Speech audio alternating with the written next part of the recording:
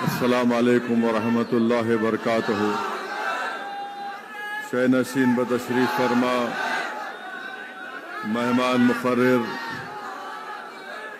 علامہ توصیف رضا مصباحی صاحب،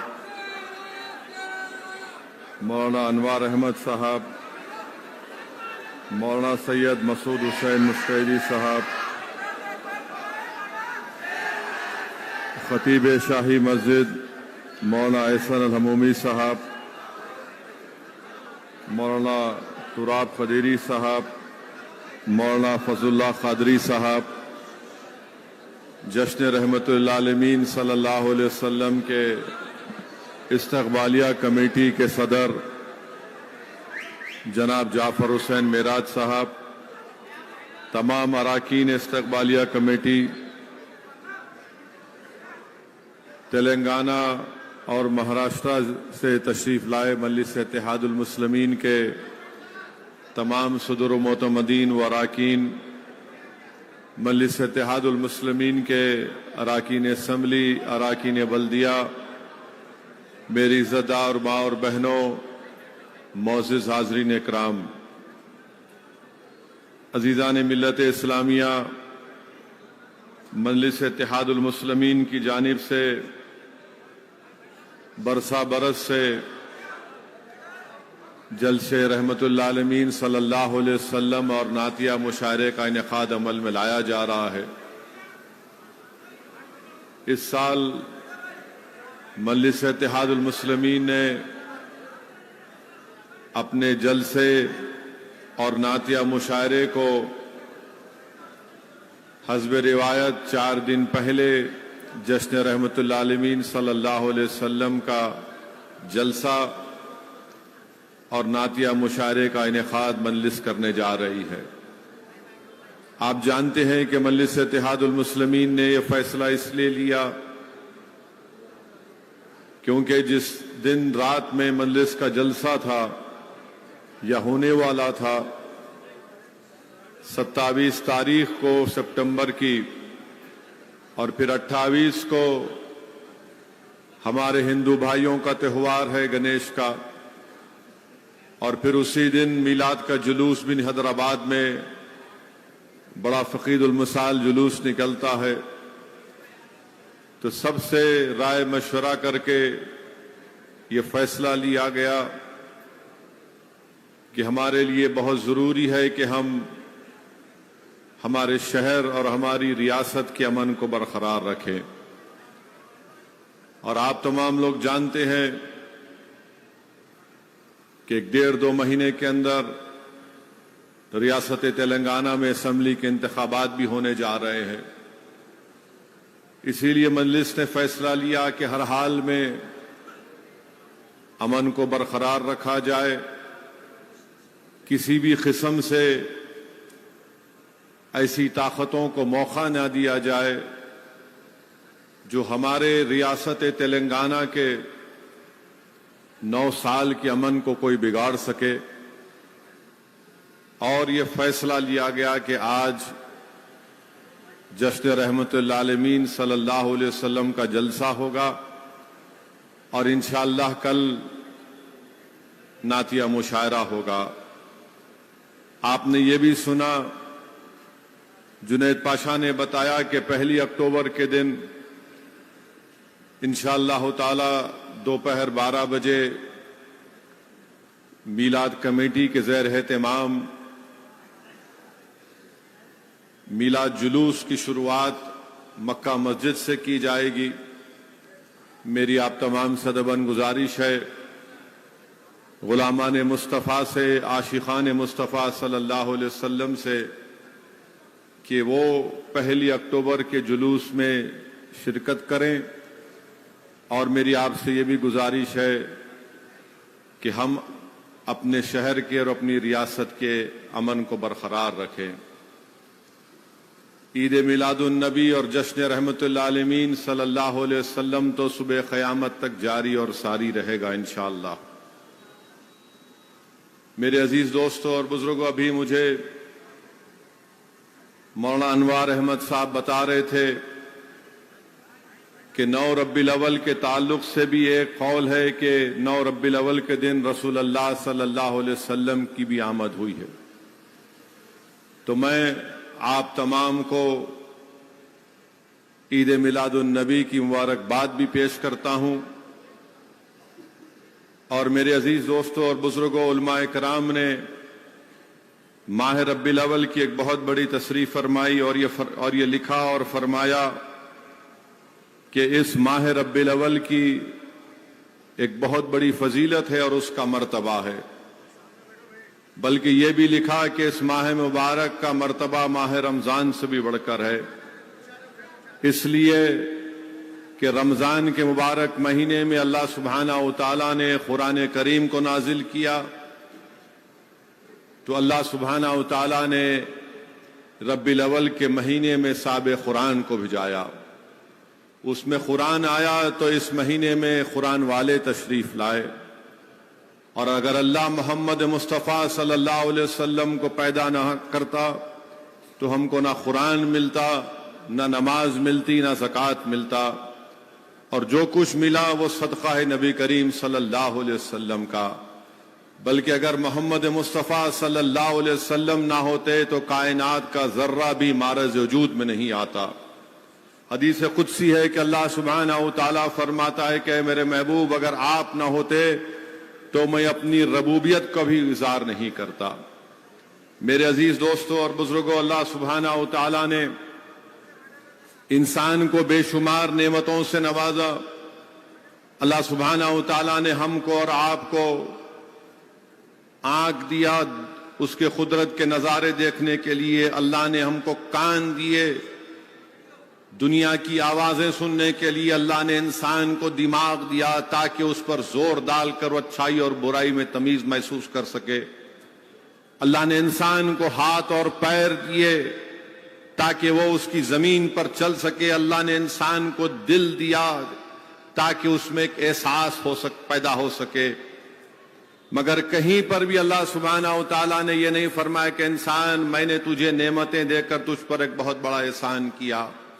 مگر جب کائنات میں اپنے حبیب محمد مصطفیٰ صلی اللہ علیہ وسلم کو پیدا کیا، بلکہ قرآن میں اللہ نے فرمایا کہ اگر تم میری نعمتوں کا شمار کرنا چاہو تو نہیں کر سکو گے، مگر جب کائنات میں محمد مصطفیٰ صلی اللہ علیہ وسلم کو بھیجا تو اللہ قرآن کریم میں ارشاد فرمایا، مفسرین نے اس آیات کا ترجمہ اس طرح کیا کہ اللہ نے مومنین پر ایک بہت بڑا احسان کیا اور ان میں ایک عظمت والے رسول کو بھیجا، تو معلوم ہوا کہ اللہ سبحانہ و تعالیٰ اس پر احسان جتلا رہا ہے۔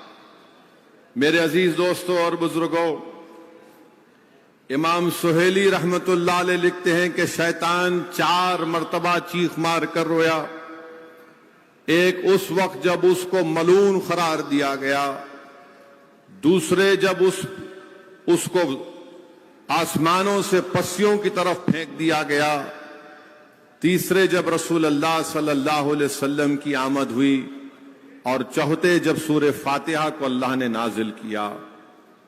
اکرمہ سے روایت ہے کہ شیطان نے جب دیکھا کہ جب رسول اللہ صلی اللہ علیہ وسلم کی آمد ہوئی تو آسمان سے تارے ٹوٹ کر گر رہے تھے، تو شیطان ملعون نے اپنے لشکریوں سے کہا کہ وہ آ گیا اس دنیا میں جو میرے نظام کو درم برہم کر کے رکھ دے گا۔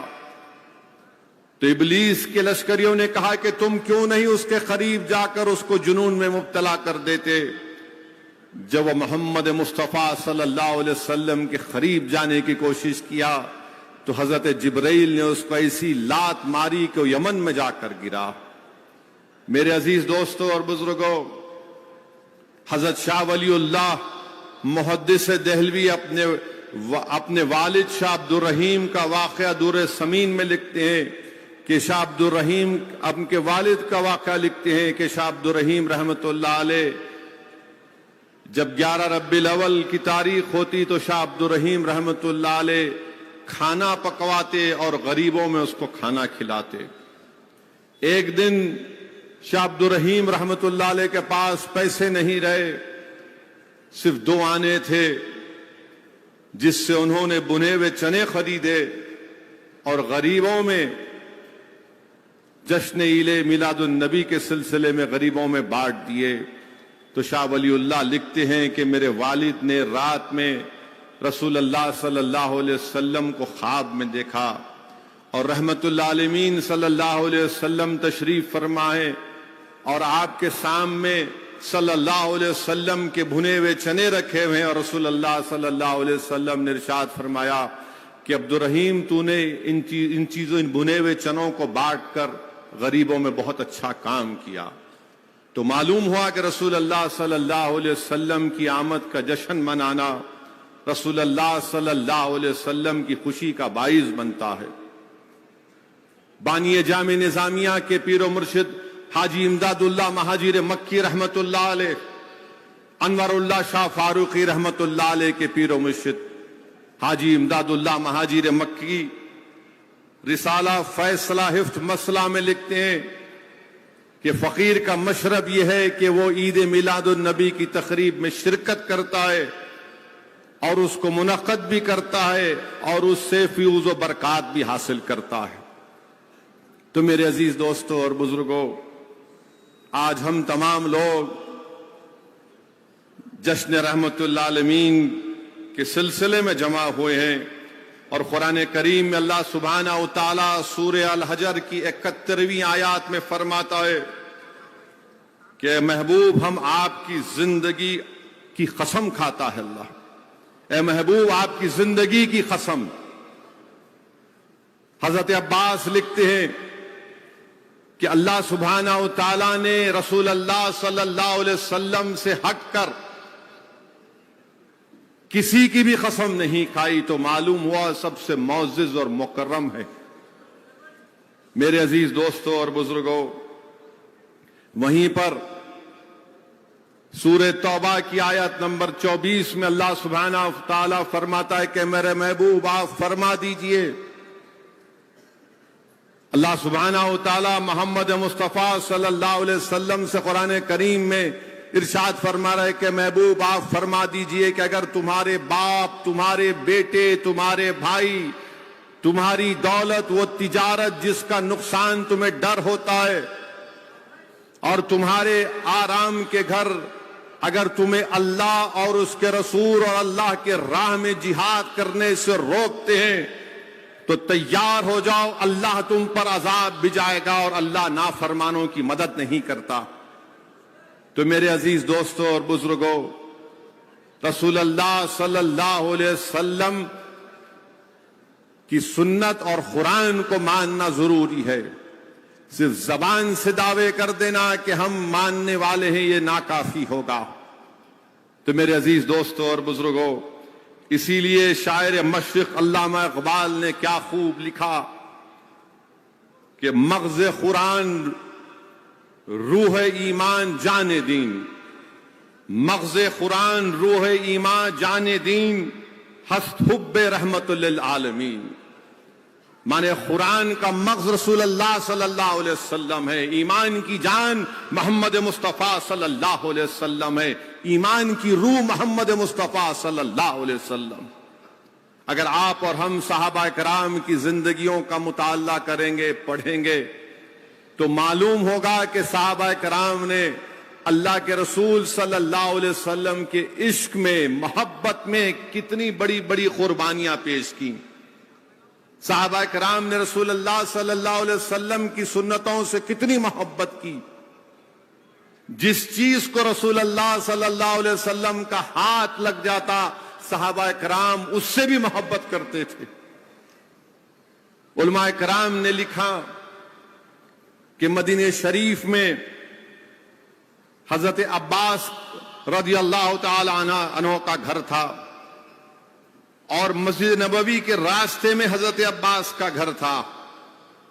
تو حضرت عباس کے گھر پر ایک پرنالہ تھا، اور اس پرنالے سے کبھی پانی گرتا تھا تو لوگ مسجد کو جاتے تھے تو لوگوں پر پانی اچھلتا تھا۔ فاروق اعظم خلیفہ ہیں، ان کے پاس جا کر شکایت کی کہ حضرت عباس کے گھر مسجد نبوی کے راستے میں پڑتا ہے اور اس پرنالے سے پانی گرتا ہے۔ مسجد کو آتے ہیں نماز پڑھنے کے لیے، مسجد نبوی کو، تو فاروق اعظم کے دور خلافت ہے، فاروق اعظم اپنے اونٹ پر گئے اور حضرت عباس کے گھر کے سامنے کھڑے ہو کر گھر والوں سے پوچھا کہ کیا حضرت عباس گھر میں ہے؟ تو بتایا گیا نہیں ہے۔ تو فاروق اعظم نے کہا کہ گھر کے 4 کونیاں ہیں، کسی اور جگہ پر پرنالے کو لگا دیجئے، اس پرنالے سے تکلیف ہوتی ہے۔ اور فاروق اعظم نے اپنے ہاتھوں سے اس پرنالے کو نکال دیا۔ حضرت عباس جب واپس آئے تو ان کو بتایا گیا کہ آپ کے گھر کا پرنالہ ہٹا دیا گیا ہے۔ تو حضرت عباس نے کہا کہ عمر بن خطاب رضی اللہ تعالی عنہ نے اپنے ہاتھوں سے اس پرنالے کو ہٹایا ہے نا، وہی آ کر اپنے ہاتھ سے اس پرنالے کو لگائے گا۔ مسجد میں گئے، نماز ہوئی۔ اس کے بعد فاروق اعظم نے کہا حضرت عباس سے کہ آپ کے گھر کا پرنالہ کی وجہ سے پانی لوگوں پر گرتا تھا جو مسجد کو آتی ہیں۔ حضرت عباس نے کہا کہ میں بھی چاہتا تھا کہ اس کو نکال دوں، مگر میرے نہیں نکالنے کی ایک وجہ ہے۔ فاروق اعظم نے پوچھا وہ کیا؟ حضرت عباس نے فرمایا کہ جو پرنالہ جو تم اپنے ہاتھ سے نکالے ہو نا، اس کو محمد مصطفیٰ صلی اللہ علیہ وسلم نے اپنے ہاتھ مبارک سے نصب کیا تھا، میں اسی لیے نہیں نکالتا تھا اس کو۔ فاروق اعظم کی آنکھ میں آنسو آ گئے۔ حضرت عباس کا ہاتھ پکڑا اور آپ کے گھر تک لے کر گئے اور کہا کہ میں اونٹ پر بیٹھ کر اس پرنالے کو نکالا تھا، آپ میرے کھندے پر کھڑے ہو کر اس پرنالے کو لگائیے۔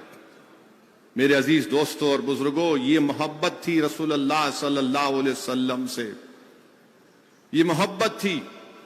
ایک کم سن صحابی تھے 12 سال کے، جن کا نام حضرت برا بن مالک تھا۔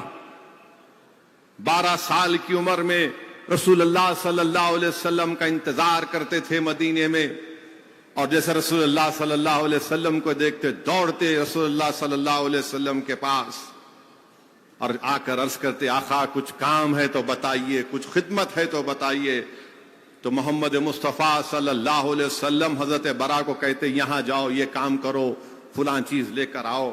اور ان کے غیبانے میں رسول اللہ صلی اللہ علیہ وسلم حضرت طلحہ بن برا بن مالک یا طلحہ روایتوں میں آیا ان کی تعریف کرتے۔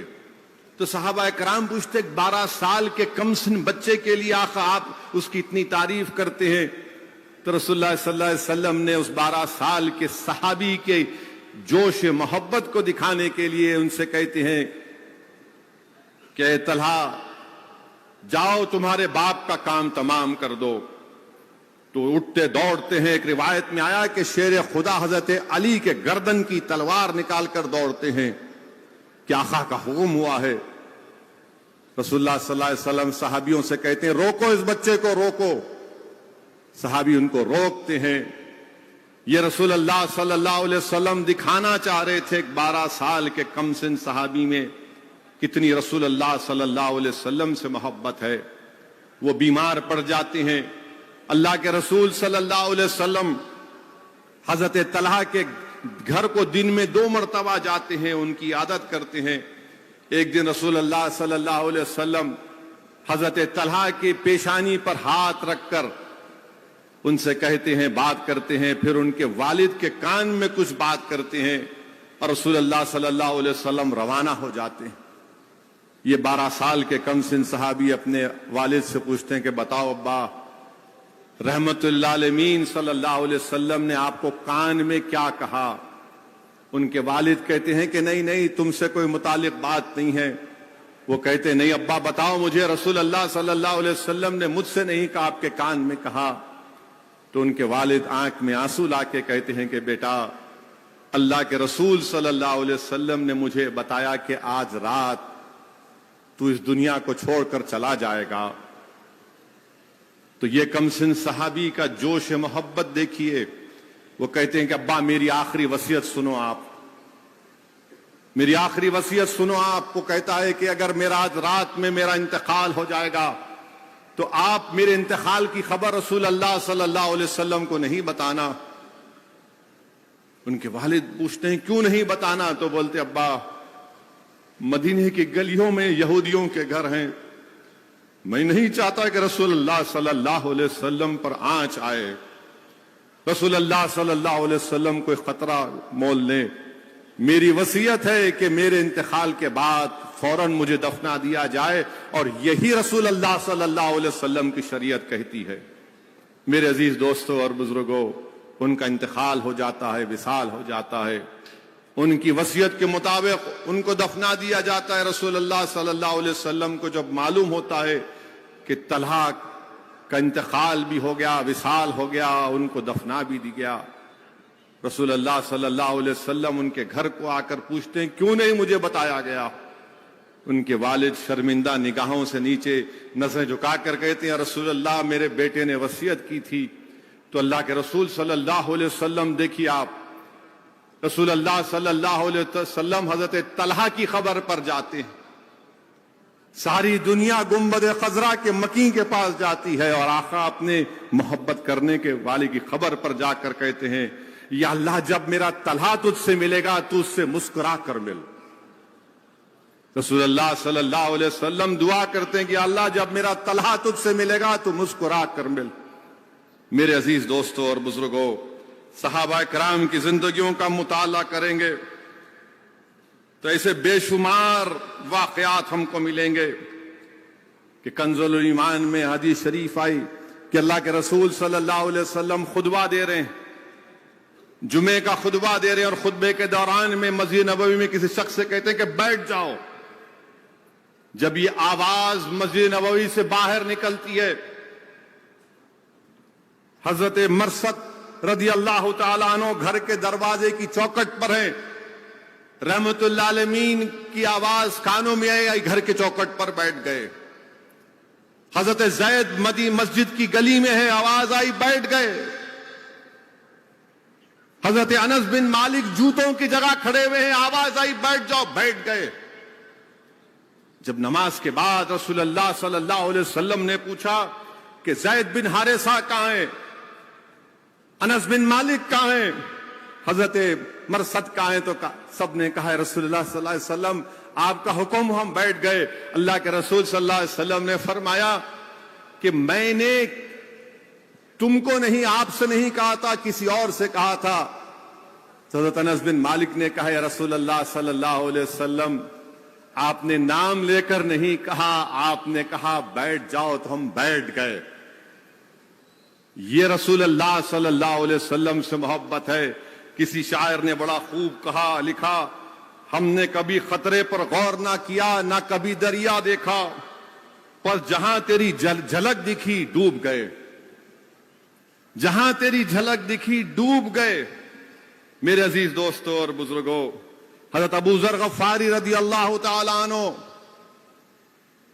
رسول اللہ صلی اللہ علیہ وسلم کے پاس آ کر کلمہ پڑھتے ہیں، اور رسول اللہ صلی اللہ علیہ وسلم کلمہ پڑھنے کے بعد حضرت ابو ذر غفاری رضی اللہ تعالیٰ عنہ سے کہتے ہیں کہ ابو ذر آج کے بعد لوگ تمہیں تانا ماریں گے، لوگ تمہیں تانا ماریں گے، میرا نام لے کر تم ان تانوں کی فکر نہیں کرنا۔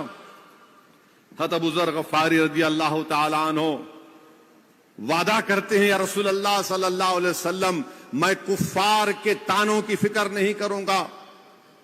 جب صحابی اس زمانے میں زید بن ارقم کے گھر میں نماز پڑھتے تھے تو نماز پڑھ کر نکلے تو وہاں پر صحابیوں نے کہا کہ ابو ذر اپنے ایمان کا اعلان مت کرنا ورنہ تمہیں کفاران قریش ماریں گے۔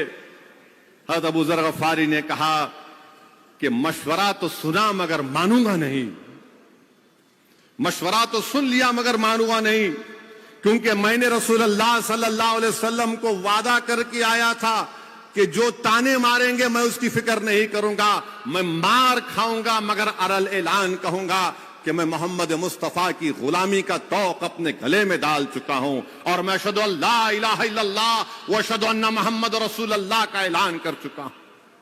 میرے عزیز دوستوں اور بزرگوں، اگر آپ صحابہ کی زندگی کا مطالعہ کریں گے تو حضرت عبداللہ مزنی رضی اللہ تعالی عنہ اسلام کو قبول کر لیے، مدینہ جانا چاہتے تھے، آپ کے چچا نے آپ کو پالا اور پوسا۔ جب رسول اللہ صلی اللہ علیہ وسلم ہجرت کر گئے حضرت عبداللہ مزنیر کو رہے نہیں گیا، اپنی ماں کے پاس جا کر کہے کہ اماں میں تیری قربانیوں کے تلے دبا ہوں، تو نے میرے پال پوسنے کے لیے تو نے شادی نہیں کی، مگر میں اپنے آقا سے دور نہیں رہ سکتا، مجھے مدینے جانے کی اجازت دیجئے۔ وہ اپنے چچا کے پاس جاتے جو مشرک تھے اور ان سے جا کر ڈرتے ہوئے کہتے ہیں کہ میں مدینے کو جانا چاہتا ہوں۔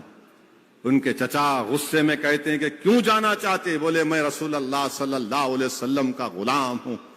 تو چچا غضبناک اور کہا کہ سب دولت مجھے دے دے۔ اور جب مدینے شریف کو تشریف لائے تو اس وقت حکم یہ تھا کہ نماز کے دوران اونچا ذکر نہیں کر سکتے۔ حضرت عبداللہ مزنی فاروق اعظم کے موجود ہیں، نماز ہو رہی ہے، اونچا ذکر کر دیے۔ فاروق اعظم نے ان کو ڈانٹ دیا، وہ ڈر گئے۔ رسول اللہ صلی اللہ علیہ وسلم مسجد میں آئے اور بولے کہاں ہے میرا عبداللہ؟ ان کو بلایا گیا۔ جب رسول اللہ صلی اللہ علیہ وسلم کو دیکھے تو رونا شروع کر دیے، رسول اللہ صلی اللہ علیہ وسلم نے پوچھا کیوں رو رہے ہو؟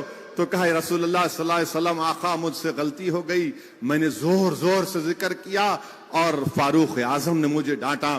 تو رسول اللہ صلی اللہ علیہ وسلم نے فاروق اعظم سے کہا کہ میرے عبداللہ کو تم نہیں ڈانٹنا کبھی بھی، تم نہیں جانتے اس کی قربانی کیا ہے۔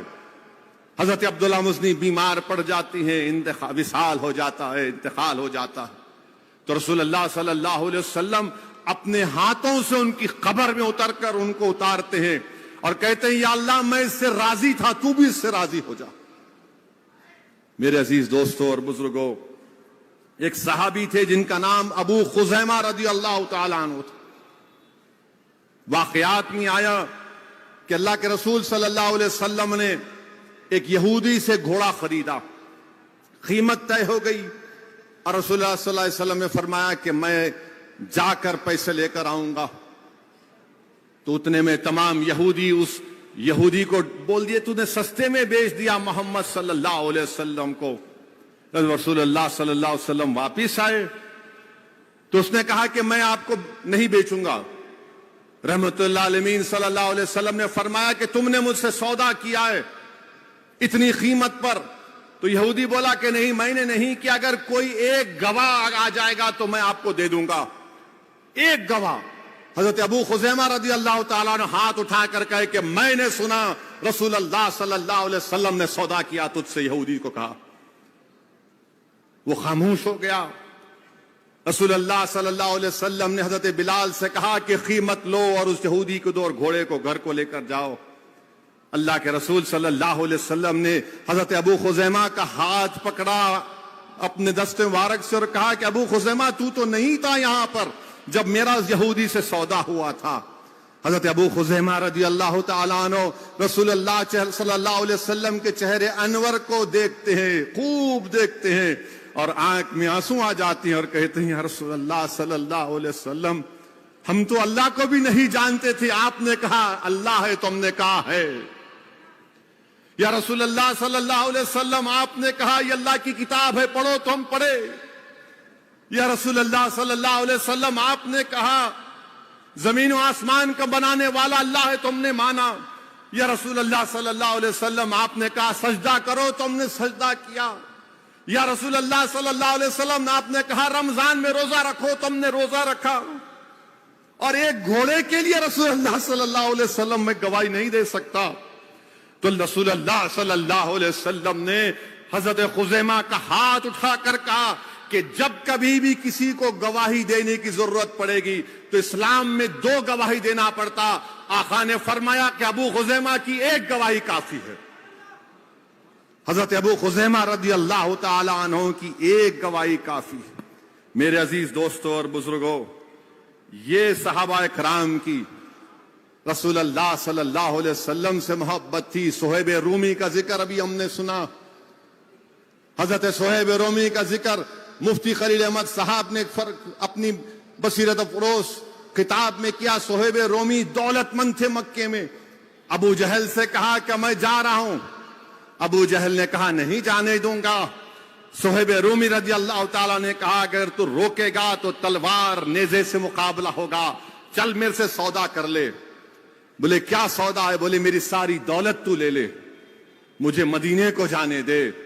ساری دولت دے دیے اس شیطان کو، اور مدینہ شریف کو جب گئے تو اللہ کے رسول صلی اللہ علیہ وسلم نے ارشاد فرمایا کہ صہیب رومی، تم نے پوری دولت دے کر اللہ اس کے رسول کی خوشنودی حاصل کی، اور آقا نے کیا فرمایا؟ مگر تم نے سودا سستا کیا، مگر تم نے سودا سستا کیا۔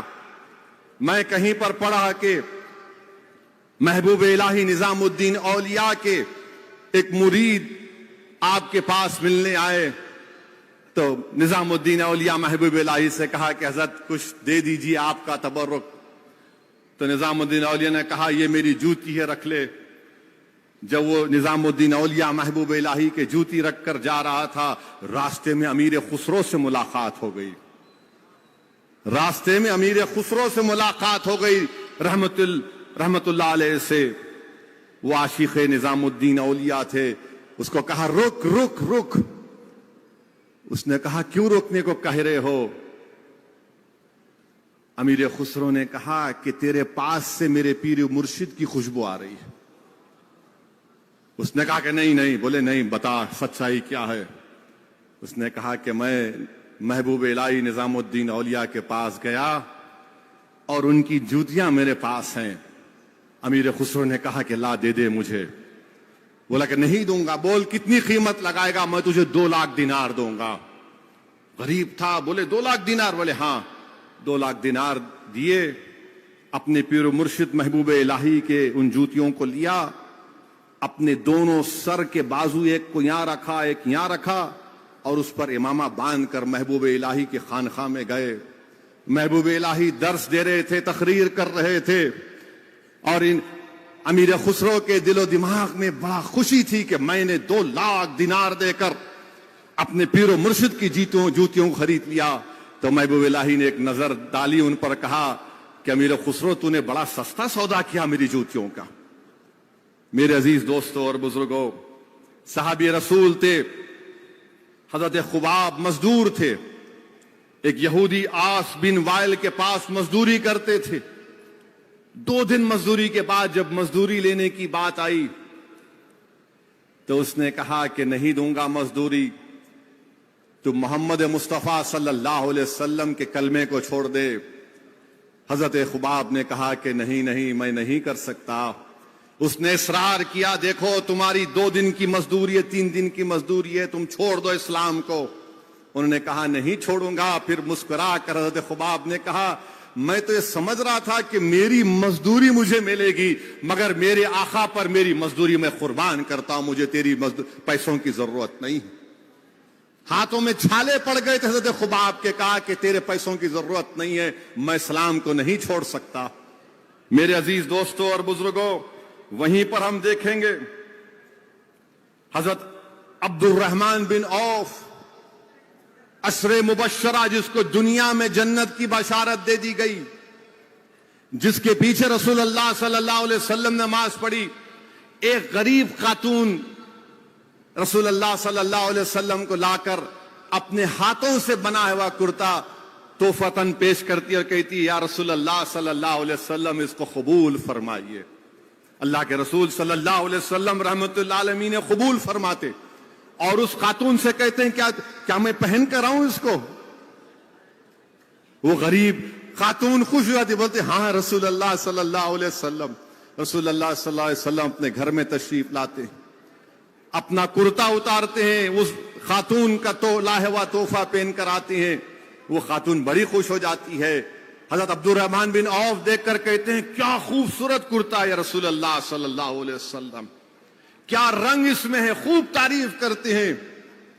تو رسول اللہ صلی اللہ علیہ وسلم نے کہا کہ عبد الرحمن کیا تمہیں پسند آیا اور تمہیں چاہیے کیا؟ بولتے یا رسول اللہ صلی اللہ علیہ وسلم مجھے عطا فرما دیجیے۔ رسول اللہ صلی اللہ علیہ وسلم پھر اپنے گھر میں تشریف لے گئے تو صحابہ اکرام نے عبد الرحمن بن عوف سے کہا کہ کیا تمہیں ضرورت تھی اس چیز کی مانگنے کی؟ کیا تم نہیں دیکھے کہ رسول اللہ صلی اللہ علیہ وسلم کے کرتوں میں پیون لگا ہوا ہے؟ تم نے کیوں مانگا؟ صحابہ اکرام ناراض ہوتے ہیں تو عبد الرحمن بن عوف کہتے ہیں، آنکھ میں آنسو لا کر کہتے ہیں کہ میری پوری داڑھی سفید ہو چکی ہے، जिंदगी का चिराग बुझने को है। तुम ये समझ रहे हो कि मैं इसको अपने पहनने के लिए लिया हूं? नहीं, मैं तो इसको अपने कफन के लिए रसूल अल्लाह सल्लल्लाहु अलैहि वसल्लम से मांग रहा हूं। मेरे अजीज दोस्तों और बुजुर्गों, ये अब्दुर्रहमान बिन औफ अशरे मुबशरा, रसूल अल्लाह सल्लल्लाहु अलैहि वसल्लम से ये मोहब्बत थी। एक मेहमान कहीं दूर से आया मदीने को और आकर कहा, रसूल अल्लाह सल्लल्लाहु अलैहि वसल्लम, मैं किसी के घर में मेहमान नहीं बनूंगा, आपके घर में मेहमान बनूंगा। अल्लाह के रसूल सल्लल्लाहु अलैहि वसल्लम ने कहा कि आओ। अल्लाह के रसूल सल्लल्लाहु अलैहि वसल्लम ने अपनी चारपाई पर कहा कि इस पर सो जाओ। अहले खाना की 4 बकरियों का दूध वो पूरा पी गया, चारों का खाना खूब खा लिया, और रात में जब सो गया तो उस पर चारपाई पर पेशाब भी कर दिया। जब सुबह उठा तो शर्मिंदगी हुई और कहा कि कोहराम मच जाएगा। उठा, कुएं के पास गया, गुस्ल लिया, कपड़ों को धो रहा था तो अचानक ख्याल आया उसको कि मेरी सोने की अंगूठी वहां पर भूल गया। डर रहा था जाऊंगा तो अवाम सहाबा कराम होंगे वहां पर, मगर सोने की अंगूठी थी। डर डर कर घर पर गया तो क्या देखता है कि रसूल अल्लाह सल्लल्लाहु अलैहि वसल्लम बाल्टी में पानी लाकर उसके पेशाब को साफ कर रहे हैं और कहते हैं, उसका हाथ पकड़कर बिठाते हैं, बैठो, तुम्हारा मैदा खराब है इसलिए तुमसे ये रात में हरकत हो गई, मैं तुम्हारे लिए खाना लेकर आता हूं। वो चीख मारता है, रोता है और कदमों में गिर जाता है, या रसूल अल्लाह सल्लल्लाहु अलैहि वसल्लम, मेरे मोटे दिमाग में अब ये बात समझ में आ गई कि आप रहमतुल्लाह अलमीन है, अब अल्लाह के सच्चे रसूल हैं। अपने कबीले को वापस गया और 500 लोगों को लाया, उस तमाम के तमाम ने इस्लाम को कबूल किया। मेरे अजीज दोस्तों और बुजुर्गों, ये बताने का मकसद ये है कि सहाबा कराम रसूल अल्लाह सल्लल्लाहु अलैहि वसल्लम से कितनी मोहब्बत करते थे। हजरत जाबिर बिन अब्दुल्लाह किसी जंग से वापिस आ रहे हैं, जिहाद से वापिस आ रहे हैं। अल्लाह के रसूल सल्लल्लाहु अलैहि वसल्लम देख रहे हैं पलट पलट कर कि जाबिर का ऊंट कहां है। घोड़ा पलटा कर आकर हजरत जाबिर से कहते हैं, जाबिर तेरा ऊंट क्यों इतना धीरे चल रहा है? वो कहती है, रसूलुल्लाह सल्लल्लाहु अलैहि वसल्लम ज़ईफ हो चुका है। अल्लाह के रसूल सल्लल्लाहु अलैहि वसल्लम अपने हाथ में छड़ी मुबारक से इस ऊंट पर कहते हैं, मार कर कहते हैं कि तू दौड़ता क्यों नहीं है, तू तेज चल।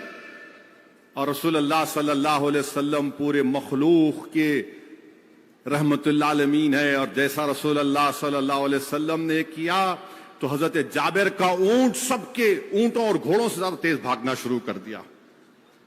जब पहुंच गए मदीने को तो रसूलुल्लाह सल्लल्लाहु अलैहि वसल्लम ने पूछा कि जाबिर तेरा ऊंट मुझे दे दे, मैं खरीदता हूं।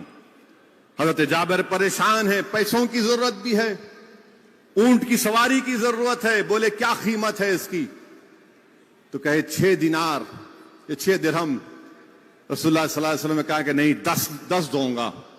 वो अपने घर को ले गए, अपने ऊंट को सजाया, नहलाया। जब लेकर आए तो उनको 10 जो कीमत थी वो दे दी। और जब वो हज़रत जाबिर जाने लगे तो रसूलुल्लाह सल्लल्लाहु अलैहि वसल्लम पुकारा, जाबिर वापिस आओ। और कहा कि मेरा एक पुराना ऊंट है, उसको मैंने खरीदा है इतनी कीमत में, 10 दिरहम में, ये मैं तुमको तोहफा देता हूं। हज़रत जाबिर रोते हैं, आंख में आंसू आ जाती हैं, कहते हैं रसूलुल्लाह सल्लल्लाहु अलैहि वसल्लम मुझे पैसों की भी जरूरत थी। वो अपनी किस्मत पर नाज करते हैं कि अल्लाह ने हमको ऐसा रसूल दिया। हज़रत जाबिर ऊंट के लगान को अपने कंधे पर मुस्कुराते हुए जाते हैं तो किसी आशिक रसूल ने क्या खूब कहा कि सबसे आला और औला हमारा नबी, सबसे बाला और औला हमारा नबी, दोनों आलम का दूल्हा हमारा नबी। मेरे अजीज दोस्तों और बुजुर्गों, रसूलुल्लाह सल्लल्लाहु अलैहि वसल्लम शर्मिंदा भी नहीं करते थे किसी को। जब नमाजते थे ना तो शर्मिंदा भी नहीं करते थे। वहीं पर मेरे अजीज दोस्तों और बुजुर्गों, अल्लाह के रसूल सल्लल्लाहु अलैहि वसल्लम मक्के में बैठे हैं, काबतुल्लाह को के पास जिक्र करते बैठे हैं। उद्वा शैतान वहां पर खड़ा है, गरीब बेचारा किसी गांव से आता है और कहता है कि देखो भाई, मैं बहुत दूर से आया हूं, मेरे पैसे अबू जहल नहीं दे रहा है, मैंने तिजारत की। तो उसको तंग करने के लिए कहते हैं कि वो जो बैठे हैं ना उनके पास जाकर बोलो उनको। वो बेचारा गरीब मजलूम परदेसी اللہ کے رسول صلی اللہ علیہ وسلم کے پاس گیا. رسول اللہ صلی اللہ علیہ وسلم اس پر نگاہ کرم کرتے ہیں اور کہتے ہیں کیا تو پردیسی ہے؟ وہ رونا شروع کر دیتا ہے, بولتا ہے کہ ہاں. اللہ کے رسول صلی اللہ علیہ وسلم نام تک نہیں پوچھتے, بول تیری کیا تکلیف ہے؟ تو بولتا ہے کہ یہ ایسا ہے, میں بڑی تکلیف میں ہوں. رسول اللہ صلی اللہ علیہ وسلم اپنے گھر کو لے جاتے ہیں مکے میں, اس کو کھجور کھانا کھلاتے ہیں, پھر اس سے پوچھتے ہیں بتا تیری کیا تکلیف ہے؟ کہتا ہے کہ ابو جہل سے سودا کیا, ابو جہل نے مجھے پیسے نہیں دیے. رسول اللہ صلی اللہ علیہ وسلم فرماتے ہیں کہ تیرا کام ہو جائے گا. رسول اللہ صلی اللہ علیہ وسلم پھر اس کو لے کر ابو جہل کے گھر پر جاتے ہیں اور پکار کر کہتے ہیں کہ تو اپنے آپ کو سردار کہتا ہے, غریب کا حق مارتا ہے, دے لا کے دے پیسے اس کے, اور خبردار تو دوبارہ کسی غریب کو دھوکہ نہیں دے گا. ابو جہل کے پیر کانپنا شروع کر دیتے ہیں, وہ لا کر پیسے دے دیتا ہے. وہ بیچارہ پردیسی رسول اللہ صلی اللہ علیہ وسلم پوچھتا ہے کہ آپ کون ہیں, آپ کا نام کیا ہے, آپ کی ماں مبارک کیا نام ہے؟ رسول اللہ صلی اللہ علیہ وسلم کہتے ہیں کہ چھوڑ, اس کی ضرورت نہیں ہے, تیرا کام ہو گیا, جا. یہ امیہ کا ایک جاسوس دیکھ رہا تھا, اس پردیسی کے قریب آ کر کہا کہ دیکھ, یہ رسول اللہ صلی اللہ علیہ وسلم کا نام لیے بغیر کہا معاذ اللہ کہ یہ جادو کرتے ہیں, یہ سچ نہیں ہے. اس پردیسی نے پکار کر کہا کہ اگر یہ سچ نہیں ہے تو دنیا میں کوئی سچ نہیں ہے. تو اس کو بتایا گیا کہ محمد صلی اللہ علیہ وسلم ہے. وہ رسول اللہ صلی اللہ علیہ وسلم کے قدموں میں گر گیا اور رسول اللہ صلی اللہ علیہ وسلم کے لائے ہوئے دین پر کلمہ پڑھا. میرے عزیز دوستوں اور بزرگوں, یہ بتانے کا مقصد یہ ہے نوجوانوں تم کو کہ تمہارے دل و دماغ میں صحابہ کا نام نہیں ہے, تمہارے دل و دماغ میں فحش گانے پیدا ہو چکے ہیں, تمہارے دل و دماغ میں تمہاری زبانوں پر یہ بیکار غلیظ گناہگار یہ لوگ جو پردے پر ناچتے ہیں ان کا نام تمہیں معلوم, تمہیں ان کا نام نہیں معلوم جن کی بدولت تم کو دین ملا ہے. تم یہ سمجھ رہے کہ اسلام تم کو بادشاہوں کے محل سے ملا, تم غلط سمجھ رہے ہو. اگر تم سمجھ رہے کہ اسلام تم کو شیش محل سے ملا, تم غلط سمجھ رہے ہو. تم اگر سمجھ رہے کہ اسلام تم کو یہ پبلک گارڈن یا کوئی ہریالی پر چل کر ملا, نہیں ملا. تم کو اسلام ملا ہے تو ان صحابہ کرام سے ملا ہے, تم کو اسلام ملا ہے تو بدر حنین سے ملا ہے, تم کو اسلام ملا ہے تو موطا سے ملا ہے, احد کی سرزمین سے ملا ہے. تم کو اسلام ملا ہے تو امام حسین کی شہادت سے ملا ہے. اسلام تم کو ایسے نہیں ملا. کیا تم بھول گئے میرے عزیز دوستوں اور بزرگوں کہ حضرت خبیب بن عدی, حضرت عاصم اور حضرت زید دسانہ کی قربانی کو دھوکہ دے کر ان کو بلایا گیا کہ اسلام کی دعوت دو. احد کے بعد کفاروں نے طے کر لیا تھا, ایک عورت کا نام تھا, اس کا نام سلافہ تھا, اس نے قسم کھائی تھی کہ جس نے میرے 2 بیٹوں کو مارا, حضرت عاصم کو میں مار کر ان کی کھوپڑی میں شراب ڈال کر پیوں گی. 200 لوگ 6 لوگوں کو گھیر لیے. حضرت عاصم نے کہا رضی اللہ تعالی عنہ نے کہ ہم سے دھوکہ ہوا. آپ نے نیزے سے مقابلہ کیا, آپ نے کہا کہ میں کفاروں کی محروس نہیں رہوں گا. پھر تلوار سے مقابلہ کیا, پھر تیروں سے مقابلہ کیا, اور جب شہادت کے قریب تھے تو اللہ سے دعا کی, یا اللہ میری اس قربانی کو میرے آقا محمد مصطفیٰ صلی اللہ علیہ وسلم تک پہنچا دینا. اور اللہ سے دعا کی حضرت عاصم نے کہ یا اللہ میں تیری راہ میں اپنی گردن کو کٹا رہا ہوں, میرے سر کی لاز رکھ لے یا اللہ. حضرت عاصم شہید ہو گئے تو کفار نے سوچا کہ اب ان کی گردن کاٹ کر اس سفیلہ خاتون کو دے دیں گے. تو اللہ نے شہد کی مکھیوں کے گھول کو بجایا, جھول کو بجایا, وہ ان کی لاش کو گھیر لیے. تو کفار نے فیصلہ کیا کہ صبح میں ان کا سر کاٹا جائے گا. رات میں بارش ہوئی اور اس بارش نے حضرت عاصم کی لاش کو بہا کر لے کر چلے گئے. میرے عزیز دوستوں اور بزرگوں, 3 صحابی طارق بن عبداللہ, زید بن دسانہ اور حضرت خبیب بن عدی بچ گئے. حضرت طارق بن عبداللہ کو جب گرفتار کیا گیا, چلنے سے انکار کیے, ان کو وہیں شہید کر دیا گیا. حضرت زید بن دسانہ کو لے جا کر سولی پر جب چڑھایا جا رہا تھا تو ابو سفیان اسلام قبول نہیں کیے تھے اس وقت تک. انہوں نے کہا کہ زید کیا یہ اچھا ہوتا کہ تمہاری اس جگہ پر محمد صلی اللہ علیہ وسلم ہوتے. حضرت زید دسانہ پکار کر کہتے ہیں نہیں نہیں خدا کی قسم میں اس بات کو بھی تصور نہیں کرتا کہ میں کسی گھر میں آرام سے بیٹھا ہوں اور رسول اللہ صلی اللہ علیہ وسلم کو ایک کیلا چبھ جائے ایک کانٹا چبھ جائے تم یہاں کی کیوں بات کرتے ہو. ابو سفیان پکار کر کہتے ہیں یہ کیسی محبت ہے جو محمد صلی اللہ علیہ وسلم سے صحابہ کرام کرتے ہیں. زید بن دسانہ سولی پر چڑھ گئے. نوجوانوں ان سے اسلام ملا ہم کو. سگریٹ پینے سے ناچ گانے کے فاحش گفتگو سننے سے اسلام نہیں ملا. زید بن دسانہ کے سولی چڑھنے سے تم کو ہم کو اسلام ملا. حضرت خبیب بن عدی کو گرفتار کر کے کفار مکہ لے کر گئے, جیل میں ڈال دیا. ایک خاتون کو رکھا کہ خبیب بن عدی کو دیکھو. وہ خاتون دیکھتی کہ ان کے پاس مکے میں انگور ان کے ہاتھ میں. مکے میں کہاں سے انگور آئے؟ تو اللہ ان کو انگور دے رہا تھا. جب فیصلہ ہو گیا کہ خبیب بن عدی کو پھانسی پر لٹکا دیا جائے گا تو انہوں نے کہا کہ مجھے وسترا دو, میں اپنی صاف صفائی کرنا چاہتا ہوں, میں صاف ستھری حالت میں اپنے مالک سے اللہ سے ملنا چاہتا ہوں. وسترا دیا گیا تو اس لڑکی کا کمسن بچہ ان کے گود میں آ کر بیٹھ گیا. اب سب پریشان کہ کیا خبیب بن عدی اس وسترے سے اس بچے کا کیا کریں گے. یہ عاشق رسول نے کہا کہ میں محمد صلی اللہ علیہ وسلم کا امتی ہوں, میں ان کا غلام ہوں, میں اس بچے کو کچھ نہیں کروں گا. بچے کو اس کی ماں کے حوالے کیا اور جب ان کو لے کر گئے تو کفاران مکہ نے پورے مکے کے کفاروں کو جمع کیا جب سولی پر ان کو لٹکا دیا گیا تھا, اور سب سے کہا کہ آؤ محمد صلی اللہ علیہ وسلم کا ایک غلام پکڑا گیا ہے, آؤ اور آ کر ان سے بدلہ لو. پورا کفاران مکہ جمع ہو گئے. خبیب بن عدی کو کوئی تلوار مارتا, کوئی نیزہ مارتا, کوئی پتھر پھینکتا, کوئی گالی دیتا, کوئی ان پر کیا کیا نہیں کرتا. تو خبیب بن عدی کیا کہتے ہیں, اور اس کرنے سے پہلے خبیب بن عدی نے کہا کہ مجھے 2 رکعت نماز پڑھنے دو. 2 رکعت نماز پڑھی اور ان کفاروں سے مخاطب ہو کر کہا کہ اگر مجھے اس بات کا ڈر نہیں ہوتا کہ تم یہ سمجھ رہے کہ میں نے اپنی نماز کو طویل اس لیے کیا کہ میں موت سے ڈرتا ہوں, اسی لیے میں 2 رکعت نماز پڑھا. اس کے بعد ایک ایک آدمی آتا, ان سے ظلم کرتا, تلوار مارتا, نیزہ مارتا, پتھر مارتا, ان کو گالی دیتا. اور خبیب بن عدی بولتے ہیں یا اللہ تو گواہ رہنا, میں موت سے نہیں ڈرتا, میں موت سے نہیں ڈرتا, میں تیری آگ سے ڈرتا ہوں.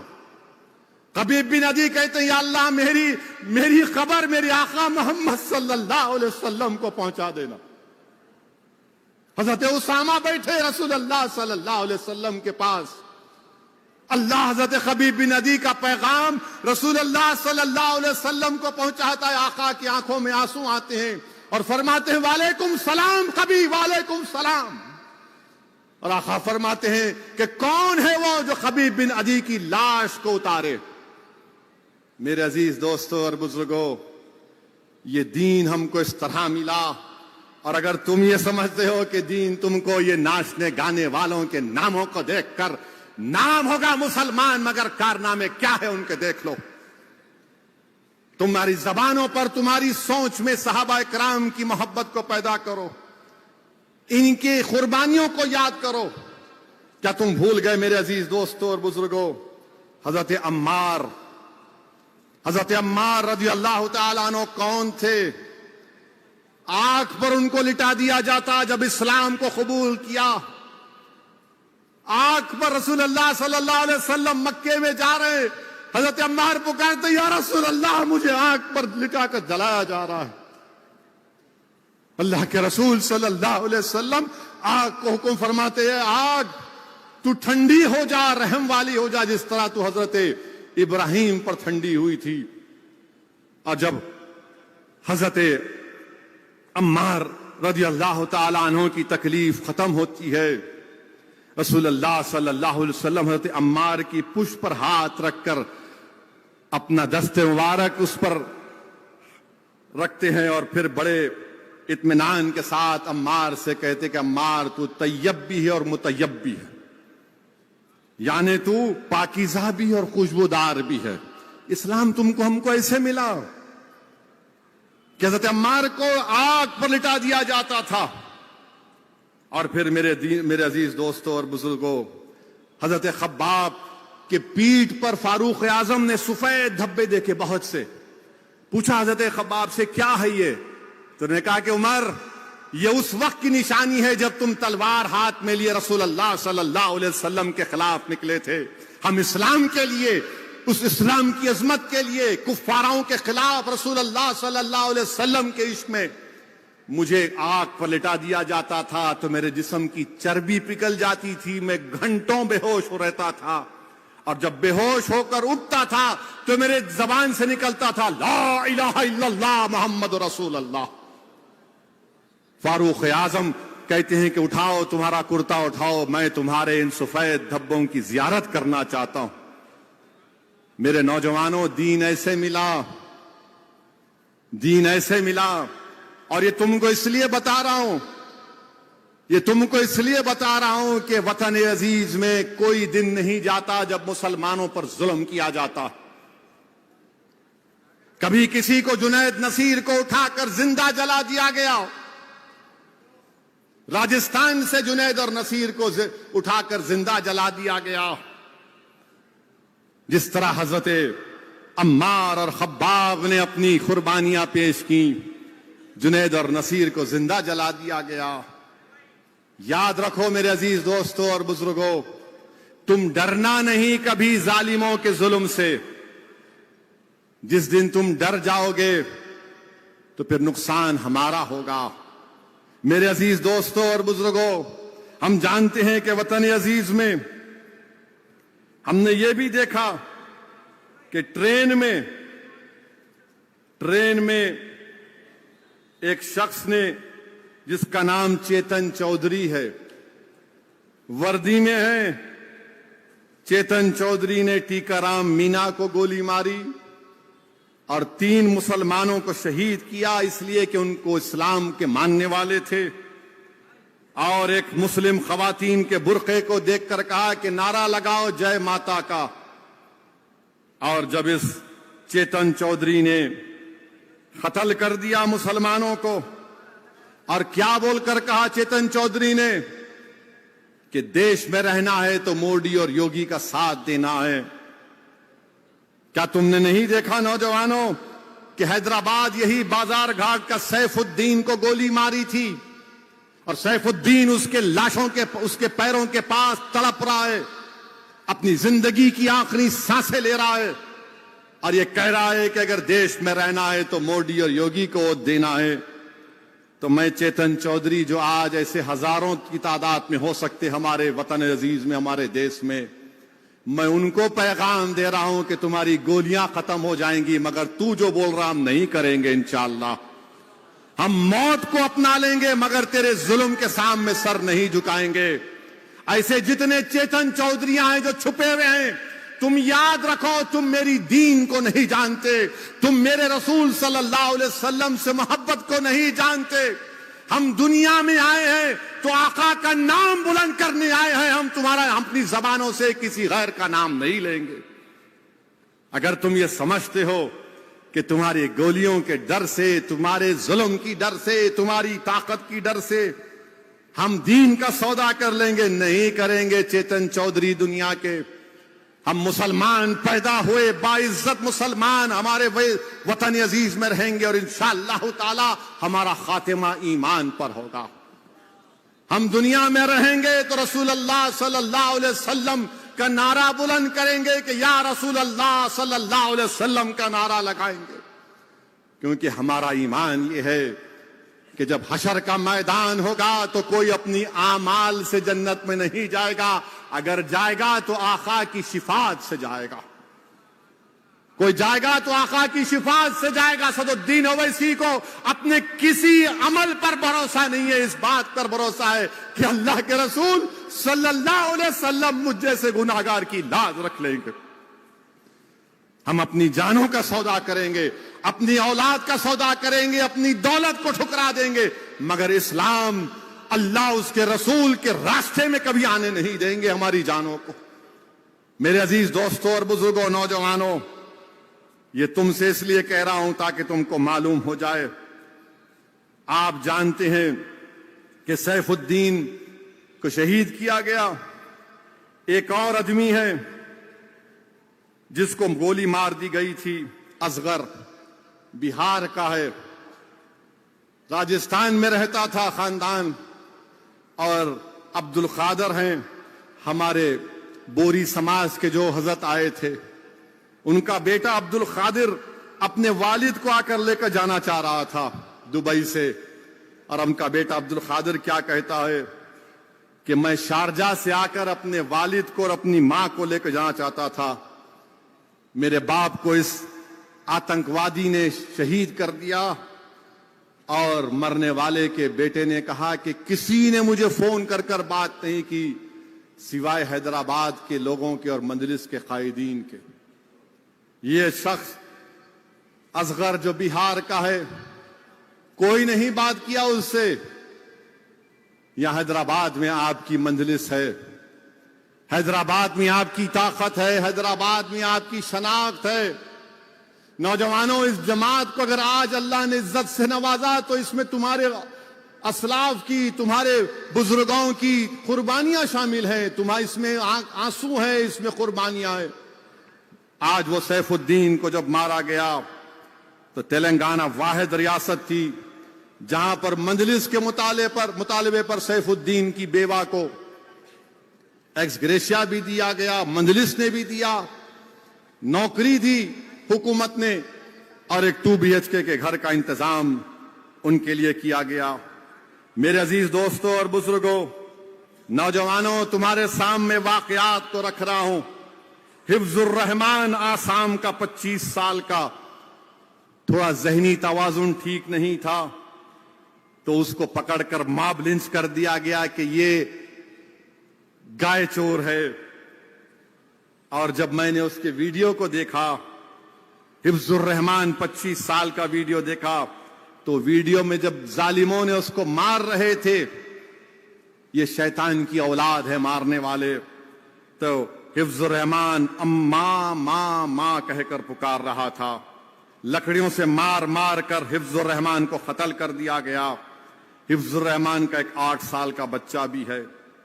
45 سال کا مجیب الحق دارانگ ڈسٹرکٹ آسام میں ایسا ہی مار مار کر پیٹ کر قتل کر دیا گیا. اتر پردیش سیتاپور ضلع میں عباس اور اس کی بیوی خمر النساء کو اس کے پڑوسیوں نے راڑوں سے مار کر قتل کر دیا. راجستھان الور میں وسیم کو مار مار کر ختم کر دیا گیا. گاڑی روکی اور گاڑی پر حملہ کر دیے.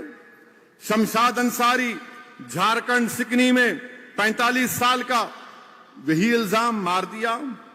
ظہیر الدین بہار کے سارن ڈسٹرکٹ میں گاڑی روکی, وہ گاڑی میں جانوروں کی ہڈیاں فیکٹری کو لے کر جاتا تھا, وہ ایک ضلع وہاں پر مار دیے. 32 سال کا افسان انصاری مہاراشٹرا کے ناسک 24 جون کو مار مار کر 20 لوگوں نے اس کو قتل کر دیا. ہائی وے پہ اسمگلنگ کر رہا ہے بیف کی. ناصر قریشی اس کو مار دیے. پھر لقمان سلیمان انصاری 23 سال کا مہاراشٹرا میں راشٹریہ بجرنگ دل کے لوگوں نے یہ الزام لگایا کہ جانور لے کر جا رہا تھا مہاراشٹرا میں. وہ دن میں 300 روپے کماتا تھا, بیوی ہے اور 18 مہینے کی بیٹی ہے. لقمان سلیمان انصاری کو مار دیے. ستارہ ڈسٹرکٹ نور الحسن کو 31 سال کا سول انجینئر ہے, ستارہ ڈسٹرکٹ میں منصوبہ بند طریقے سے خود فیس بک پر کسی کا اکاؤنٹ ہیک کر کے غیر غلط لکھ دیے, جلوس لے کر آئے, مسجد کے اندر گھس کر نور الحسن کو قتل کر دیے. میرے عزیز دوستوں اور بزرگوں, اب آپ بتائیے, میں جب بات کیا یہ قتل ہونے کے بعد وہاں کے ایس پی سے میں نے کہا یہ کیا ہو رہا ہے ایس پی صاحب؟ تو نے کہا نہیں ایسا فیس بک پر حملہ. کیا ثبوت ہے آپ کے پاس کہ فیس بک انہوں نے ڈالا؟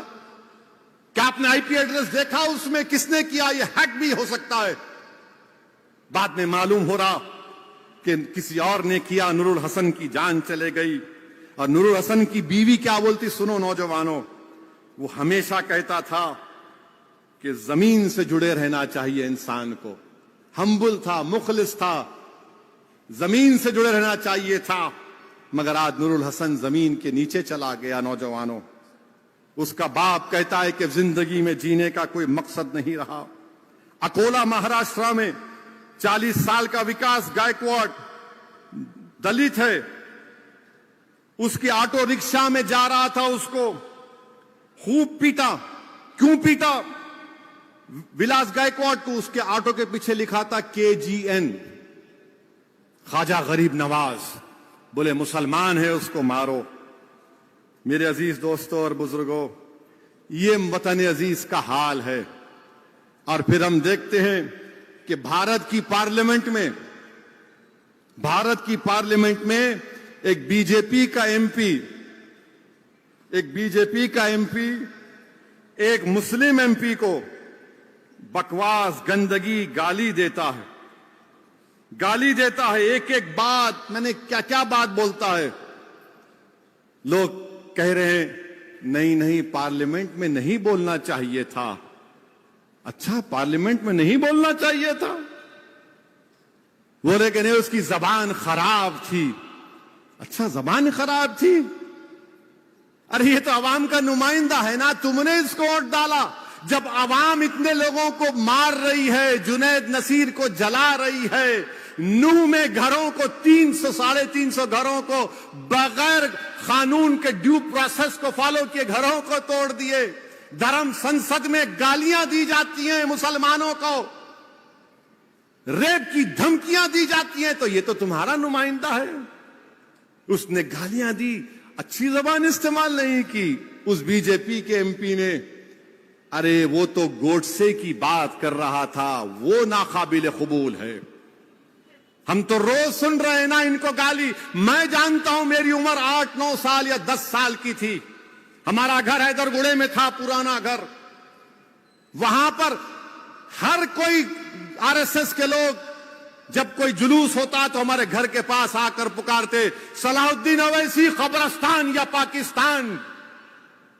میں اور اکبر, ہمارے ایک تایا وحید بھائی جو بڑے طاقتور تھے, ان کے ساتھ بیٹھتے تھے. وحید بھائی لکڑی لے کے بھاگتے, یہ 25-30 پیٹ چھوڑ کے بھاگتے. ہم سنے, میں سنا ہوں میرے کانوں سے, آج میرا بیٹا سن رہا ہے یہ. میں یہ سمجھا کہ شاید میری زندگی میں ختم ہو جائے گا, مگر میری اولاد سنے گی, آپ سنیں گے, بچے سن رہے ہیں. یاد رکھو میری اس بات کو, ایک دن آئے گا جب بھارت کی پارلیمنٹ میں کسی مسلمان کا موب لنچنگ ہو جائے گا. وہ دن دور نہیں ہے, اب وہ دن دور نہیں ہے. کیونکہ ہٹلر کی جب حکومت تھی تو ہٹلر کی حکومت میں لکھا جاتا تھا یہودیوں سے بچ کے رہو, یہ جرمنی کے لیے خطرہ ہے. آج یہودی لفظ کو نکال دو, مسلمان لکھ دو اس پر.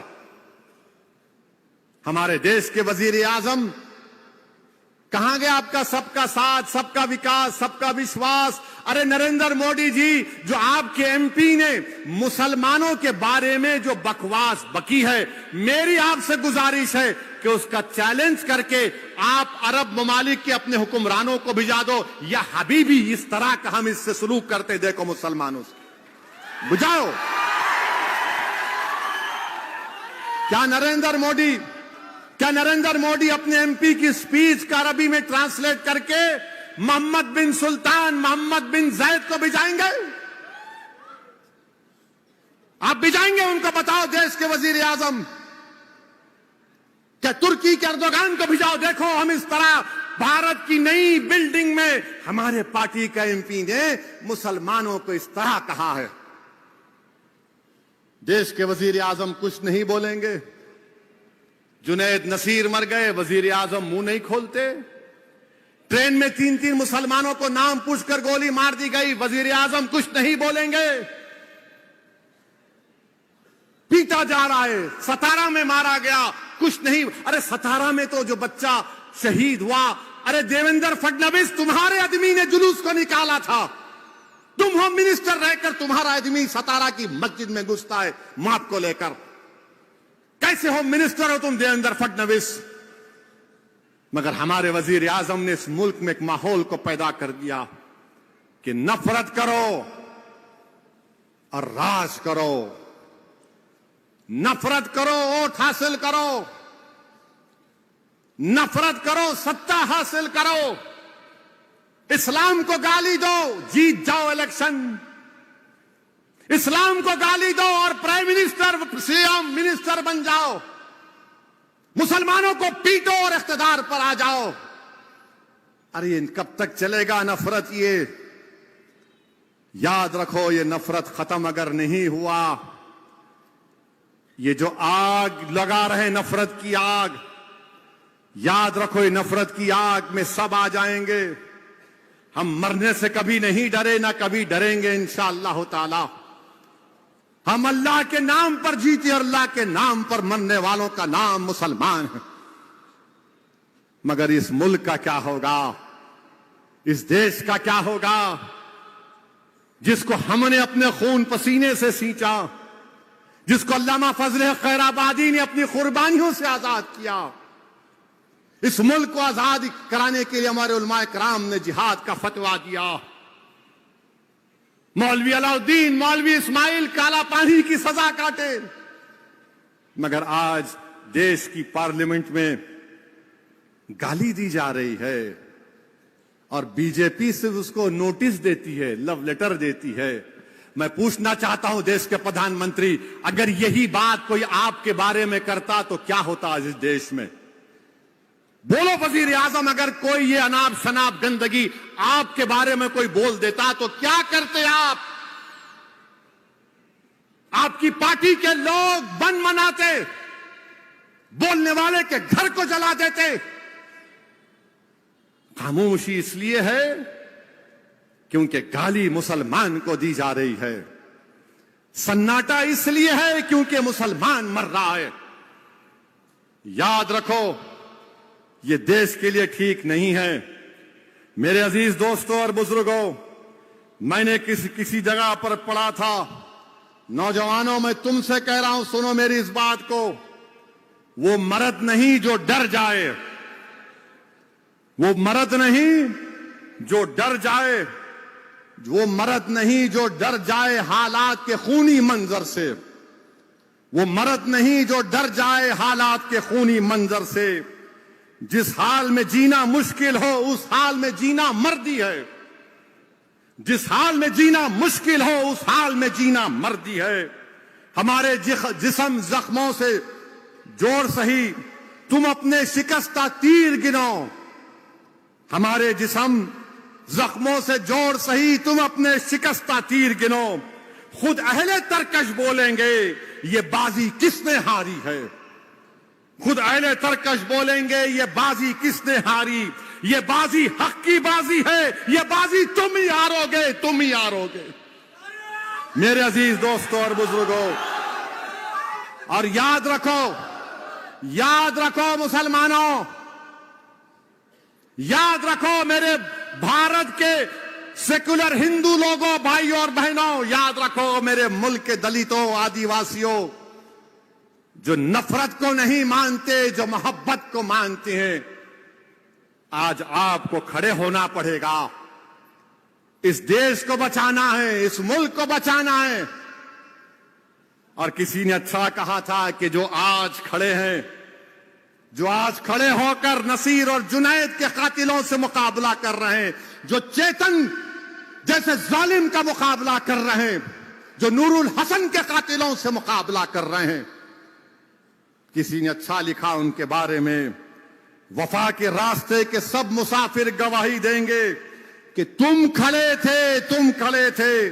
سحر کا سورج گواہی دے گا, جب اندھیروں کی کوکھ سے نکلنے والے یہ سوچے تھے, جب اندھیروں کی کوکھ سے نکلنے والے یہ سوچے تھے, یہ سب مسیحا مر چکے ہیں, مگر تم کھڑے تھے. آج آپ کو اور ہم کو کھڑے رہنا ہے. اور کیسے کھڑے رہو گے؟ اسد الدین اویسی کی جذباتی تقریر سن کر نہیں کھڑے ہو سکتے، اللہ پر کامل یقین کر کے کھڑے ہونا، رسول اللہ صلی اللہ علیہ وسلم سے سچی محبت کر کے کھڑے ہونا ہے۔ میں نے تمہارے سامنے صحابہ اکرام کی قربانیوں کو ذکر کیا، تم نمازی بن کر کھڑے ہو سکتے ہو، بے نمازی باطل سے مقابلہ نہیں کر سکتا۔ آپ نے سنا کہ وہ اللہ کے رسول اللہ صلی اللہ علیہ وسلم سے محبت کرنے والے صحابی، کیا نام تھا، حضرت خبیب رضی اللہ تعالی عنہ، پھانسی پہ چڑھا رہے ہیں، موت سامنے ہے، اور کیا کہہ رہے ہیں؟ ظالموں سے نماز پڑھنے دے، 2 رکعت نماز پڑھنے دے۔ نوجوانوں، تم مسجدوں کو آباد میں کیوں نہیں کرو گے؟ تم کب تک سیل فون سے محبت کرو گے؟ تم کب تک سیل فون میں گانے سنو گے؟ کیا تم صرف زبان سے رسول اللہ صلی اللہ علیہ وسلم کی محبت کا اعلان کرو گے، عمل میں نہیں کرو گے؟ تم کیسے مقابلہ کرو گے ان ظالموں کا؟ تم کیسے کھڑے ہوگے؟ تم نمازی بن جاؤ، نیک بن جاؤ، قرآن کو اپنے سینے میں اتارو اور اپنے عمل میں کر کے دکھاؤ، اور دیکھو اللہ کی مدد اور نصرت کیسے تمہارے قدم کو چھوئے گی۔ اگر تم ڈرتے رہو گے اور تم یہ بھی کہو گے کہ نہیں، میں رسول اللہ صلی اللہ علیہ وسلم سے بے پناہ محبت کرتا ہوں، ارے اگر محبت کرتے تو پھر نماز کیوں نہیں پڑھتے؟ اگر محبت کرتے تو شراب اور ڈرگس کو کیوں نہیں چھوڑتے؟ کیا تم نہیں جانتے کہ شراب اور ڈرگس اللہ کے رسول صلی اللہ علیہ وسلم نے فرمایا کہ برائی کی جڑ کہا، ام الخبائث کہا؟ کیا تم نہیں جانتے کہ سورہ بقرہ کی 219ویں آیات اور سورہ میدہ کی 90 آیات میں اللہ نے کہا حرام ہے ڈرگز، شراب حرام ہے، مگر تم کیا ہے؟ گانجا مارتے ہو، تم گانجا مارتے ہو، تم حشیش مارتے ہو، نہیں میرے کو ہائی ہونا ہے، تم پیٹرول کو سونگتے ہو ڈال کر، کیا ہے تمہارا معاملہ؟ اللہ کے رسول صلی اللہ علیہ وسلم حضرت عمار کو کہہ رہے ہیں کہ تم طیب ہو، مطیب ہو، تم پاک ہو اور خوشبودار ہو، تمہارے پاس کیا ہے بتاؤ؟ کیا تم گانجا نشیلی چیزوں میں اپنی زندگی کو برباد کرو گے؟ نوجوانوں، تم مستقبل ہو قوم کا، تم اس ملک کا مستقبل ہو، تم مسلمانوں کے مستقبل ہو۔ تم اگر ایک معمولی 300-400 روپے کے لیے تم اگر بے ہوش ہو جاؤ گے تو پھر کون بچائے گا؟ کیا تم نہیں سمجھ رہے کہ یہ بچہ نور الحسن تمہارا بھائی تھا؟ کیا تم یہ نہیں سمجھ رہے کہ جنید نصیر تمہارے بھائی تھے؟ کیا تم یہ نہیں سمجھ رہے کہ نوح میں گھر ٹوٹا تو تمہارا گھر تھا؟ مگر تم 500-800 روپے کا نشہ کر کے تم کو لگتا ہے کہ میں ہائی ہو گیا۔ ارے نشہ اگر پیدا کرنا ہے تو رسول اللہ صلی اللہ علیہ وسلم سے محبت کا نشہ پیدا کرو، کہ آگ پر لٹایا گیا اور احد احد کے نعرے حضرت بلال لگا رہے، احد احد احد، گلے میں رسی ڈال کر کھینچا جا رہا ہے حضرت بلال کو، اور حضرت بلال کہہ رہے ہیں کہ احد احد احد، اللہ ایک ہے، اللہ ایک ہے۔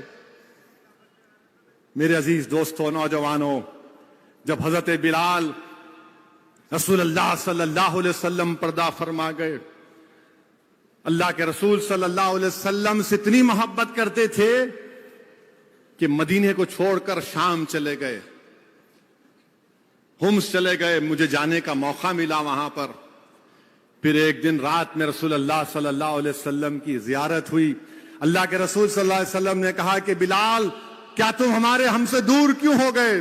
مدینے کو آئے، مدینے کو آئے تو سب نے حضرت بلال سے کہا کہ بلال، رسول اللہ صلی اللہ علیہ وسلم کی اذان دو، بلال اذان دو، اذان دو، اذان دو۔ سب انکار کیا کہ اب میں نہیں دے سکتا، کیونکہ جب میں اذان دیتا تھا میں رسول اللہ صلی اللہ علیہ وسلم کو سامنے دیکھتا تھا۔ تو صحابہ نے کہا کہ ایک ہی طریقے سے حضرت بلال راضی ہوں گے، امام حسن اور حسین کو سامنے کیا، یہ ہمارے امام ہیں، امام حسن اور حسین۔ انہوں نے جا کر حضرت بلال سے کہا اے بلال نانا جان کی اذان دو. حضرت بلال نے کہا کہ آپ رسول اللہ صلی اللہ علیہ وسلم کے پھول ہیں, میں رسول اللہ صلی اللہ علیہ وسلم کو ناراض نہیں کر سکتا. حضرت بلال نے مدینہ شریف میں اذان دی. جب اذان دینا شروع کیے تو مدینے کی عورتیں نکل کر آئیں کہ دیکھو رسول اللہ. لوگوں نے پکار کر کہا کہ رسول اللہ صلی اللہ علیہ وسلم آ گئے. اور جب حضرت بلال اشہد ان محمد رسول اللہ بول رہے تھے, چیخ مار کر بے ہوش ہو گئے. لوگ جب ہوش آیا تو کہا, پوچھا گیا کیا ہوا, تو بولے جب میں اشہد ان محمد رسول اللہ بولتا تھا تو اللہ کے رسول صلی اللہ علیہ وسلم کو سامنے دیکھتا تھا. حضرت بلال واپس چلے گئے. نوجوانوں, محبت اس کو بولتے ہیں. یہ ہمارے لیے مشعل راہ ہے. ہم اللہ سے دعا کرنا کہ یا اللہ ان کا صدقہ عطا کر دے تیرے حبیب کی محبت کا. اس حضرت عثمان نے ذوالنورین کی محبت, رسول اللہ صلی اللہ علیہ وسلم کو دعوت دیے, آئیے میرے گھر میں, میرے غریب خانے میں کھانا کھائیے. رسول اللہ صلی اللہ علیہ وسلم صحابہ اکرام کے ساتھ جا رہے ہیں. عثمان ذوالنورین ان کے پیچھے ہیں. رسول اللہ صلی اللہ علیہ وسلم کے قدم گن رہے ہیں. اللہ کے رسول پوچھتے ہیں کہ عثمان تم کیا گن رہے ہو؟ تو فرماتے ہیں یا رسول اللہ آپ جتنے قدم ڈال کر میرے گھر کو آ رہے ہیں میں اتنے غلاموں کو آزاد کروں گا. بتاؤ تم کتنوں کو مدد کرو گے؟ نوجوانوں میرے ساتھ ایک وعدہ کرو آج کہ تم کبھی بھی انشاءاللہ تعالی ڈرگز پینے والوں کے قریب نہیں جاؤ گے. تم نہیں جاؤ گے ڈرگز پینے والوں کے پاس. تمہارا دوست بھی ہوگا تم اس سے دور رہو گے, اس کو بولو گے کہ چھوڑ اس گندگی کو. طے کرو, عہد کرو کہ میں شراب, جس جگہ پر شراب ہوگی میں اس جگہ پر نہیں جاؤں گا. کیا تم وعدہ کرتے ہو نوجوانوں؟ تم شراب کے قریب نہیں جاؤ گے, تم زنا کے قریب نہیں جاؤ گے. ارے میری بہنوں میرے بھائیوں, اسلام میں غیر محرم کو ہاتھ نہیں لگا سکتے, نہیں لگا سکتے.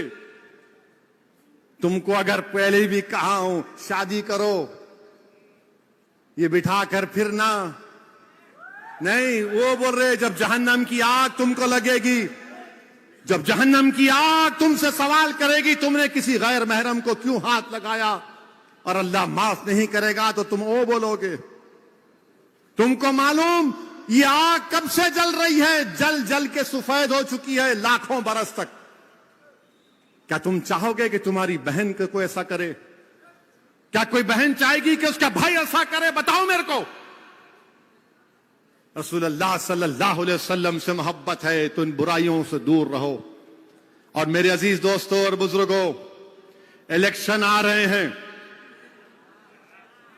الیکشن آ رہے ہیں اور ابو جہل کے ایجنٹ نکل رہے ہیں. الیکشن آ رہے ہیں اور مغیرہ کے جانشین نکل رہے ہیں. یعنی یہ لوگ جو گستاخ رسول تھا جس کے تعلق سے اللہ کے رسول صلی اللہ علیہ وسلم فرمایا کہ تو ولد حرام, یہ ان کے لوگ, ان کے ایجنٹ نکل رہے ہیں. یہ تمام نکلیں گے. اب جیسا چوہا بل سے نکلتا ہے سب نکل کے بولیں گے.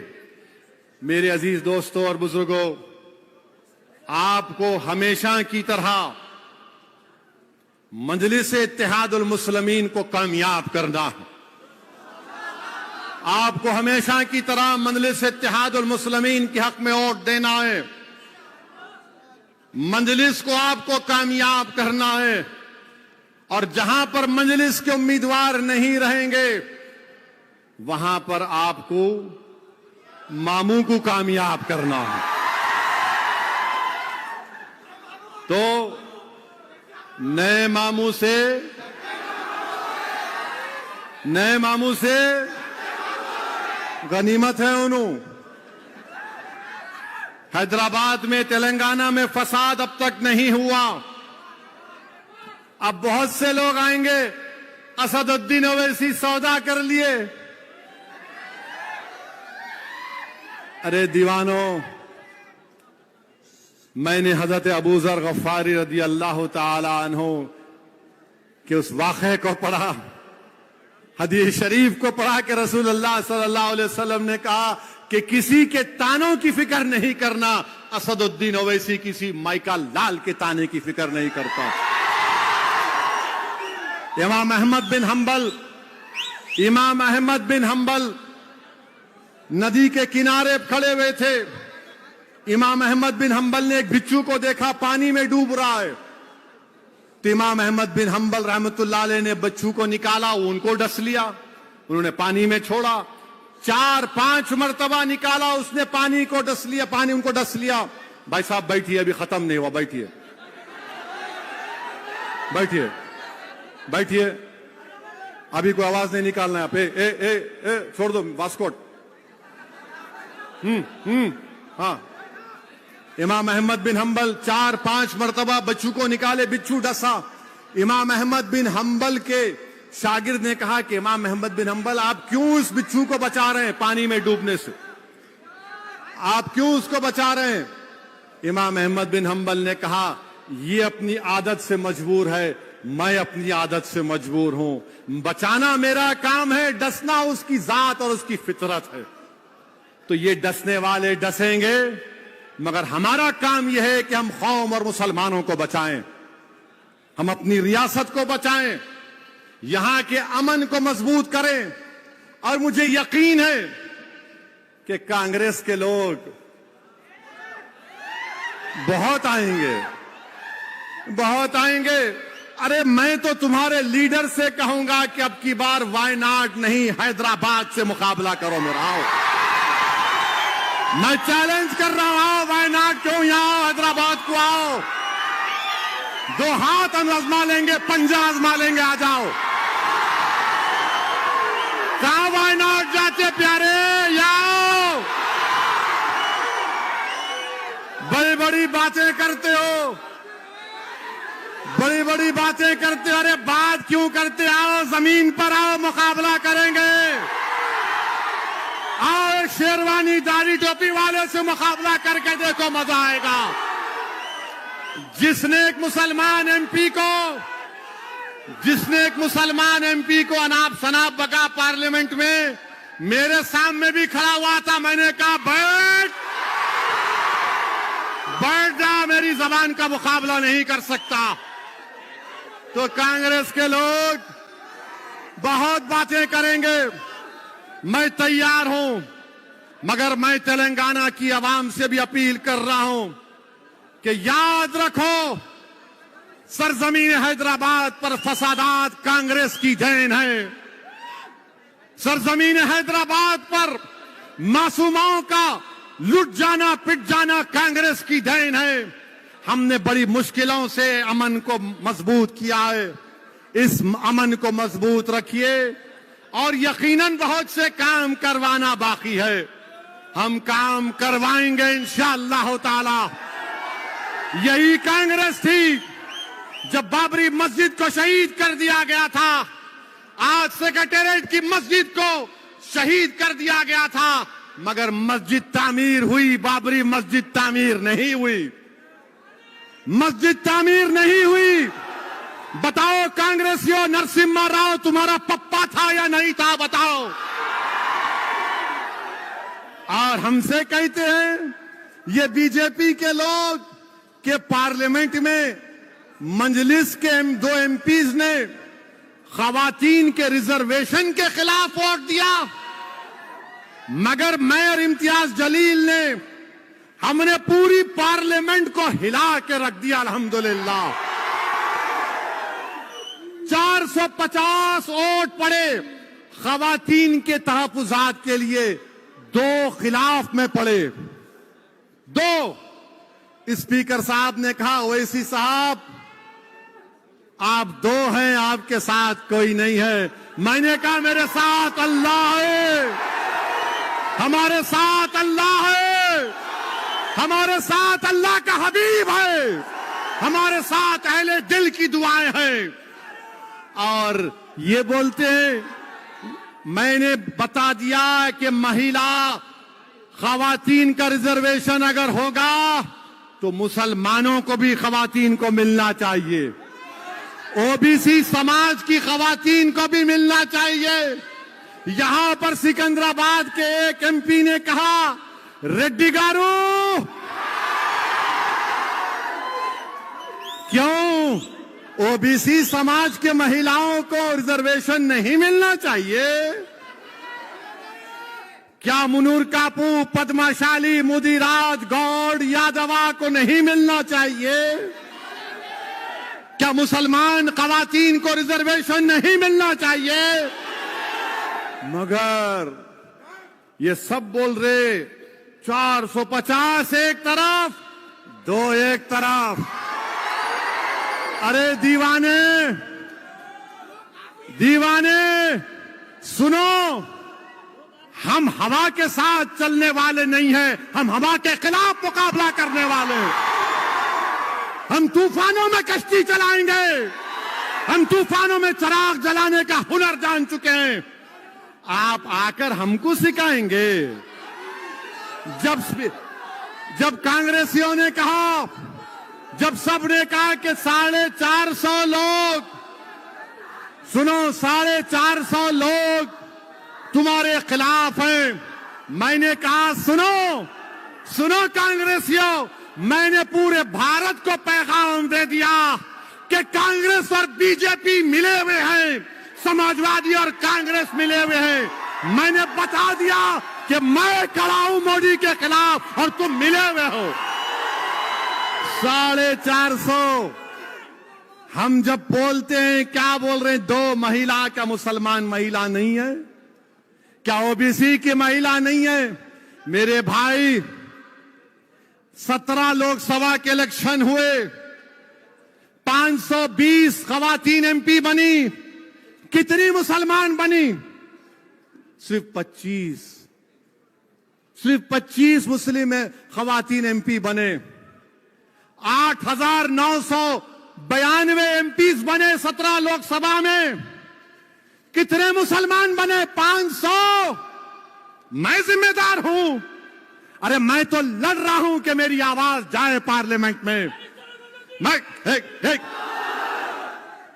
میں تو لڑ رہا ہوں کہ ہماری نمائندگی پارلیمنٹ میں جائے، اسمبلی میں جائے. اسی لیے مجلس سے نفرت ہے. یہ غریبوں اور مظلوموں کی طاقتور بنانے کی بات کرتا ہے. یہ ہمارے ہاں میں ہاں نہیں ملاتا.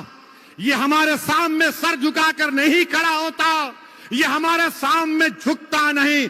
ارے مودی ہو یا راہل ہو، میں بھی تمہارے برابر ہوں. میں تمہارے سے کم تر نہیں ہوں، کیونکہ بھارت کا سمویدھان سب کو برابر کے طور پر دیکھتا ہے. ارے 8,992 ایم پی بن گئے 17 لوک سبھا کے الیکشن میں، اور صرف 520 مسلمان. بتاؤ یہ کون سا انصاف ہے؟ جب میں بول رہا ہوں وہ سچ ہے. 500 کے قریب خواتین ایم پی بنے اور 25 مسلمان. اس دیش میں O B C, other backward class, ان کی آبادی 50% سے زیادہ ہے. کتنے ایم پی ہیں ان کے؟ خالی 22%. خالی 22%. جو آبادی میں 50% وہ 22%. جو مسلمان آبادی میں 15% وہ پارلیمنٹ میں 4%. اور الزام کس پہ لگتا؟ آپ کے دولہے بھائی پہ لگتا. ارے یہ سچائی ہے، مانو. اسی لیے تو مجلس عبدالواحد اویسی سالار ملت کے تمام مرفقاؤں کے پیغام کو لے کر آگے بڑھ رہی. میری آپ سے گزارش ہے کہ تلنگانہ کو بچا کر رکھیے، تلنگانہ کو مضبوط رکھیے. یہ طاقتیں جو نفرت پھیلانا چاہتی ہیں، جو شہر میں فساد برپا کرنا چاہتی ہیں، ان کو قریب آنے مت دیجیے. تلنگانہ میں جہاں مجلس کا امیدوار ہوگا، بے خوف ہو کر مجلس کو ووٹ دیجیے. جہاں مجلس کا امیدوار نہیں ہوگا، وہاں پر ماموں کا ساتھ دیجیے. اور ڈرنے اور گھبرانے کی ضرورت نہیں ہے. اور جو لوگ بولتے مجلس کیا کری؟ اچھا، یہ راجستھان، مدھیہ پردیش، چھتیس گڑھ میں تمہاری گورنمنٹ تھی. کتنا بجٹ ہے مسلمانوں کا؟ بولو. बोलो राहुल गांधी कितना बजट है? यहां 2200 करोड़ है, राजस्थान में 250 करोड़ है। आबादी एक ही है, जितने मुसलमान राजस्थान में उतने तेलंगाना में। वहां 2200 या वहां 250 या 2200 क्यों?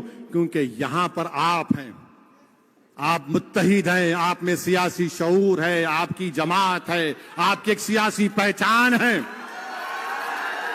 यहां पर शहीद की हुई मस्जिद को आपने बनाया, आपके इत्तेहाद से बनाया। क्या कांग्रेस ने बाबरी मस्जिद को बनाया? मेरे अजीज दोस्तों, बुजुर्गों, छत्तीसगढ़ में कांग्रेस की सरकार है। बताओ, अगर आज तेलंगाना में 80,000 से ज्यादा मुस्लिम बच्चे और बच्चियां 6th क्लास से 12th क्लास तक फ्री में पढ़ रही हैं, तो राजस्थान में कितने पढ़ रहे हैं? बताओ कितने पढ़ रहे हैं राजस्थान में? नहीं बताएंगे। नहीं, ओवैसी ऐसा है, इनसे सवाल करो कि तुमने मुसलमान का नाम नहीं लिया पार्लियामेंट में। ये कांग्रेसी ऐसे हैं, समाजवादी, लालू की पार्टी, अरे तुम लफ्ज मुसलमान का नाम लेने से डरते पार्लियामेंट में। मैंने खड़े होकर कहा कि मुसलमान खवातीन को, ओबीसी खवातीन को रिजर्वेशन मिलना चाहिए। मेरे अजीज दोस्तों और बुजुर्गों, हम खवातीन के खिलाफ नहीं हैं। हम कैसे खवातीन के खिलाफ हो सकते हैं? हमारे रसूल सल्लल्लाहु अलैहि वसल्लम, जिसकी हम उनकी उम्मत हैं, आका ने फरमाया कि मां के पैरों के नीचे जन्नत है। आका ने फरमाया कि तुम में सबसे बेहतरीन वो है जो घर वालों से अच्छा है। हम कैसे अपनी खवातीन के खिलाफ हो सकते हैं? ये लोग नहीं, आप खवातीन के खिलाफ है। अरे तुम खवातीन के खिलाफ भी हो और मुसलमानों के भी खिलाफ हो, तुम ओबीसी के भी खिलाफ हो, तुम मुसलमानों के भी खिलाफ हो। मेरे अजीज दोस्तों और बुजुर्गों, जब बात खवातीन की निकली तो अपनी माओं से अच्छा बर्ताव करो, अपने बाप से अच्छा बर्ताव करो, इज्जत करो अपने बाप की, अपनी मां को इज्जत करो। अल्लाह ने बाप की कसम खाई है, मां की शान रसूलुल्लाह सल्लल्लाहु अलैहि वसल्लम ने बयान की। क्या तुमको मालूम कि जब अल्लाह के रसूल सल्लल्लाहु अलैहि वसल्लम अपनी मां के खबर पर गए थे तो बैठकर रोए रसूलुल्लाह सल्लल्लाहु अलैहि वसल्लम, आंसुआं निकल गए अपनी मां को याद करते करते। मेरे अजीज दोस्तों और बुजुर्गों, अपने बाप की इज्जत करो, बाप को गले लगाओ, बाप के हाथ चूमो। मेरे एक दोस्त हैं, मुझसे कभी कभी आकर बोलते, अरे असद भाई, आज हमारे बाप बड़ा मूड ऑफ था, उनका बहुत गुस्सा किए मेरे को। तो मैं उनसे कहता हूं, प्यारे तुम बड़े लक्की हो, खुशकिस्मत हो। बोले मैं गुस्सा सुन के आ रहा हूं अब्बा का, आप मेरे को लक्की बोल रहे। मैंने उससे कहा कि मेरे पास मेरा बाप नहीं है, मेरे पास मेरा बाप नहीं है, तुम्हारे पास तो तुम्हारा बाप है जो तुमको गुस्सा कर रहा है। मैं और अकबर तड़पते हैं सालार के लिए, और इंशाअल्लाह ताला यकीनन हम रसूलुल्लाह सल्लल्लाहु अलैहि वसल्लम के साथ हशर के मैदान में सालार के साथ रहेंगे। मगर अपनी मां की इज्जत करो, खूब मोहब्बत करो अपनी अम्मा से। याद रखो, तुम मां बाप की इज्जत करोगे, अल्लाह तुम्हारे को दीन दुनिया में रोशन करेगा। तुम बीवी का ख्याल रखो। ऐसा नहीं है कि खाली अम्मा अम्मा बोल रहे बीवी को भूल जा रहे। बीवी का भी ख्याल रखो, बैलेंसिंग करना, बैलेंसिंग करना। अम्मा को ये एहसास दिलाना कि अम्मा मैं तेरे को सबसे ज्यादा चाहता हूं दिल से, और अपनी बीवी को ये बोलना कि मैं तुमको सबसे ज्यादा चाहता हूं। नहीं, आपको एक्टिंग नहीं करना, ये करना पड़ता है, ये करना पड़ता है। मां को एहसास नहीं होना कि बेटा जोरू का गुलाम हो गया, और बीवी को एहसास नहीं होना कि मेरी बात नहीं सुनते, खाली अम्मा की सुनते। मेरे भाई, मां मां है, बीवी बीवी है, आप किसी को भी नहीं छोड़ सकते। और मैं हमारी बहनों से भी कहूंगा कि याद रखिए, शौहर की भी अहमियत है, शौहर की भी अहमियत है। मेरे अजीज दोस्तों और बुजुर्गों, اپنے ماں باپ کی، اپنے بیوی کی، اپنی اولاد کی. اور یاد رکھو ہم رسول اللہ صلی اللہ علیہ وسلم کے نام پر آج جمع ہوئے ہیں. کیا کوئی مثال دے سکتا ہے؟ ہمارے سنبل سے مولانا آئے ہوئے ہیں، توصیف رضا مصباحی، عالم دین ہے ماشاءاللہ.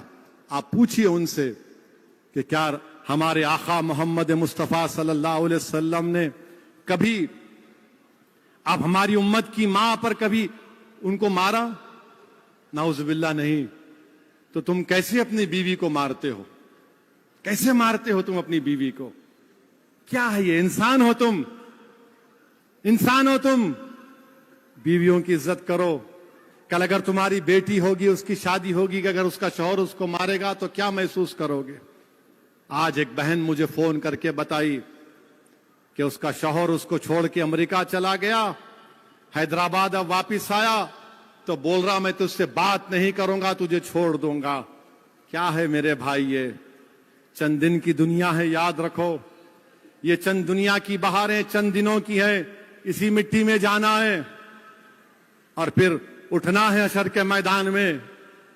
جب رسول اللہ صلی اللہ علیہ وسلم کے ساتھ صدیق اکبر ہوں گے، فاروق اعظم ہوں گے، عثمان ذوالنورین ہوں گے، شیر خدا حضرت علی کرم اللہ وجہ ہوں گے، امام حسن اور حسین ہوں گے، شہزادی جنت ہوں گے، امت کی مائیں ہوں گی، صحابہ کرام ہوں گے، اویس قرنی ہوں گے، جنید بغدادی ہوں گے، حسن بصری ہوں گے، رابعہ بصری ہوں گے، خواجہ ہند الولی ہوں گے. تم کیا جواب دو گے؟ یہ دن آئے گا، یاد رکھو، یاد رکھو یہ دن آئے گا. تم اگر سمجھ رہے کہ نہیں نہیں کیا کچھ نہیں ہوتا، سب ختم ہونے والا. اس دن کی بھی تیاری کر لو. یاد رکھو تم آج اگر کسی کا حق مارو گے تو کل وہاں پہ حساب کتاب ہوگا. میرے عزیز دوستو، نوجوانوں، تم قوم کے مستقبل ہو. You are the future of the community and the nation India. نوجوانوں، تم سے بڑی امیدیں وابستہ ہیں. نوجوانوں، تم اگر گر جاؤ گے، تم ایک دیوار کی طرح ہو. نوجوانوں، اگر تم گر جاؤ گے تو دنیا راستہ بنا لے گی. نوجوانوں، تم ہماری امید ہو. نوجوانوں، تم دین پر چلو. فخر سے کہو کہ میں مسلمان ہوں. فخر سے کہو کہ میں رسول اللہ صلی اللہ علیہ وسلم کو امتی ہوں. مسجدوں کو آباد کرو. نوجوانوں، شراب کو، ڈرگس کو چھوڑو. نوجوانوں، باہمت بنو، بہادر بنو، بزدلی کو چھوڑو. ظالم کا ساتھ مت دو، مظلوم کا ساتھ دو. مظلوم کا ساتھ دو. ڈرنے اور گھبرانے کی ضرورت نہیں ہے. اللہ ہمارے ساتھ ہے. ڈرو مت، اللہ ہمارے ساتھ ہے. ظالم ظلم کرے گا مگر ظالم کا ظلم ختم ہوگا. نوجوانوں، جب فرعون نہیں رہا، جب نمرود نہیں رہا، جب یزید نہیں رہا، تو یہ وقت کے نمرود اور فرعون اور یزید کیا رہیں گے؟ سب جائیں گے ایک دن. رہے گا نام تو صرف اللہ کا، اللہ کا نام رہے گا. تو نوجوانوں، میری آپ سے گزارش ہے کہ اسمبلی کا الیکشن آ رہا ہے. ذرا میرے پیغام کو یاد رکھیے اور ذرا اس کو ریکارڈ کر کے پورا ذرا پھیلا دو. اور کیسا پھیلانا اس کو؟ اسد الدین اویسی کا بھڑکاؤ بھاشن دارالسلام میں. بھڑکاؤ بھاشن، ٹن ٹنا ٹن. تو دیکھنے والا او ہو اب تو پکڑیں گے، انہیں بھی سن لیتا. ارے انہیں تو ہمارے کو ہی بول دیے. تو آپ سے گزارش ہے، ووٹ بھی ڈالو. پولنگ کے دن آپ غائب رہتے، یہاں پہ بڑے چیخا مار رہے.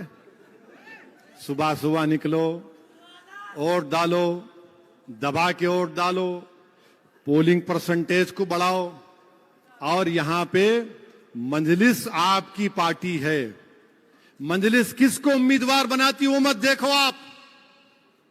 میں بھی کبھی نہیں رہوں گا اس دنیا میں، میں چلے جاؤں گا، مگر تم کو اللہ اس کے رسول کا واسطہ دے رہا ہوں، تم مجلس کو مضبوط کرنا، تم مجلس سے وابستہ رہنا. یہ ہماری دولت ہے، یہ آپ کا ہے، یہ آپ کی دولت ہے جو آپ کے آباء و اجداد نے، ہمارے اسلاف نے خون پسینے سے اس کو زندہ رکھا. भारत की कोने कोने में चले जाओ, कोई सियासी आवाज गरीब और मजलूमों की नहीं है। सब यही बोलते कि काश हमारे पास मंजलिस होती, मगर मंजलिस यहां पर आई तो बड़ी कुर्बानियों का सफर करके आई है। तो मेरी आपसे गुजारिश है कि आप आने वाले असेंबली के इलेक्शन में मंजलिस को मजबूत करिए। मंजलिस के जितने भी कैंडिडेट रहेंगे वहां पर मंजलिस के निशान पर बटन दबाइए, और जहां पर मंजलिस नहीं है मामू का साथ दो। ये नहीं होने वाला है इन कांग्रेसियों से, याद रखो मेरी बात को आप। ये लफ्ज मुसलमान बोलने से डरते हैं। हां, एक मुसलमान का नाम हर जगह लेते, एक का नाम लेते, ओवैसी ओवैसी ओवैसी ओवैसी, इन्हें वैसा है, इन्हें वैसा है। अरे प्यारे, मैं मरने को तैयार हूं, क्या करोगे तुम बोलो? मैं अपने मकसद के तहत मरने को तैयार हूं, मैं अपनी जान गंवाने को तैयार हूं, मगर मैं जालिमों से हाथ मिलाने को तैयार नहीं हूं। मैं राय हक से मुंह मोड़ने वाला नहीं हूं। मैं अपने मकसद में कामयाबी हासिल करना चाहता हूं। और लोग बोलते, अरे क्या है हज़रत, खाली 8-9 लेके क्या करते? प्यारे, ये 60-70 हजार के बराबर है। ये मंजलिस की ताकत है। बहरहाल अजीज दोस्तों और बुजुर्गों, शहर के अमन को बरकरार रखिए। हमारा पूरे फेस्टिवल पुरअमन तरीके से गुजर जाए। हैदराबाद की पुलिस का साथ दीजिए, अमन को बरकरार रखिए। अबू जहल की औलाद को पहचानो, ये इबलीस की औलाद को पहचानो, ये अबू लहब के साथियों को पहचानो, इन सब को पहचानो। ये दुश्मन है हमारे इत्तेहाद के, ये दुश्मन है तेलंगाना के। तो मेरे अजीज दोस्तों और बुजुर्गों, उन लोगों को भी पहचानना पड़ेगा जो हमेशा टीपू सुल्तान को धोखा देने वाले कौन, सिराजुद्दौला को धोखा देने वाले कौन? मुसलमान। अब निकलेंगे पूरे। ला रे व्हाइट शर्ट ला जरा, व्हाइट एकदम एकदम दबा के कफ मार के यूं फुग्गा निकाल के। मंजलिस ऐसी है। 4.5 साल कहां थे तुम जब कोविड में मंजलिस 1000 सिलेंडर कोविड के पेशेंट को फ्री में बांट रही थी? ये पूरे बांकड़े पहलवान अंदर बैठे थे, नको रे भाई, नहीं निकलना है, कोविड है पाशा, घुस गया तो लेके खबर को जाता। उस कोविड में मंजलिस काम कर रही थी। हमारे कॉरपोरेटर मोटरसाइकिल पर सिलेंडर रख के फ्री में दे रहे थे, 1000 सिलेंडर फ्री में। फिर वो कौन सा है वो कन्वर्टर, वो हम खरीदे, 70-80 फ्री में दिए लोगों को कि घर में रख के आप प्लग लगा के सुनो, उससे आप ऑक्सीजन ले लो। हर वक्त मंजलिस आपके दरमियान में थी और इंशाअल्लाह रहेगी। आपसे ही गुजारिश है कि इत्तेहाद को मजबूत रखिए। लोग बहुत सी बातें करेंगे, ऐसा नहीं हुआ, वैसा नहीं हुआ, मगर आपसे एक ही बात बोलना है, 9 साल में आपने क्या हासिल किया? तेलंगाना में आपने क्या हासिल किया? और 9 साल में दूसरी रियासतों में क्या बर्बादी हुई आप देख लो। एक बच्चा गोली मार दी गई, उसके घर वालों तक पहुंची तेलंगाना की हुकूमत और मंजलिस। वो दूसरा भी मरा बिहार में, राजस्थान में नहीं गए वहां पर, मगर यहां पर हुकूमत भी गई, मंजलिस भी गई। तो मेरी आपसे गुजारिश है कि आप मंजलिस को मजबूत करिए, अपने वोट की अहमियत को जानिए और दबा के खुलकर इलेक्शनिंग में हम लोग काम करेंगे। मैं भी काम करूंगा, क्योंकि बड़े बड़े लोग हमारे घर को आके दस्तक मार रहे।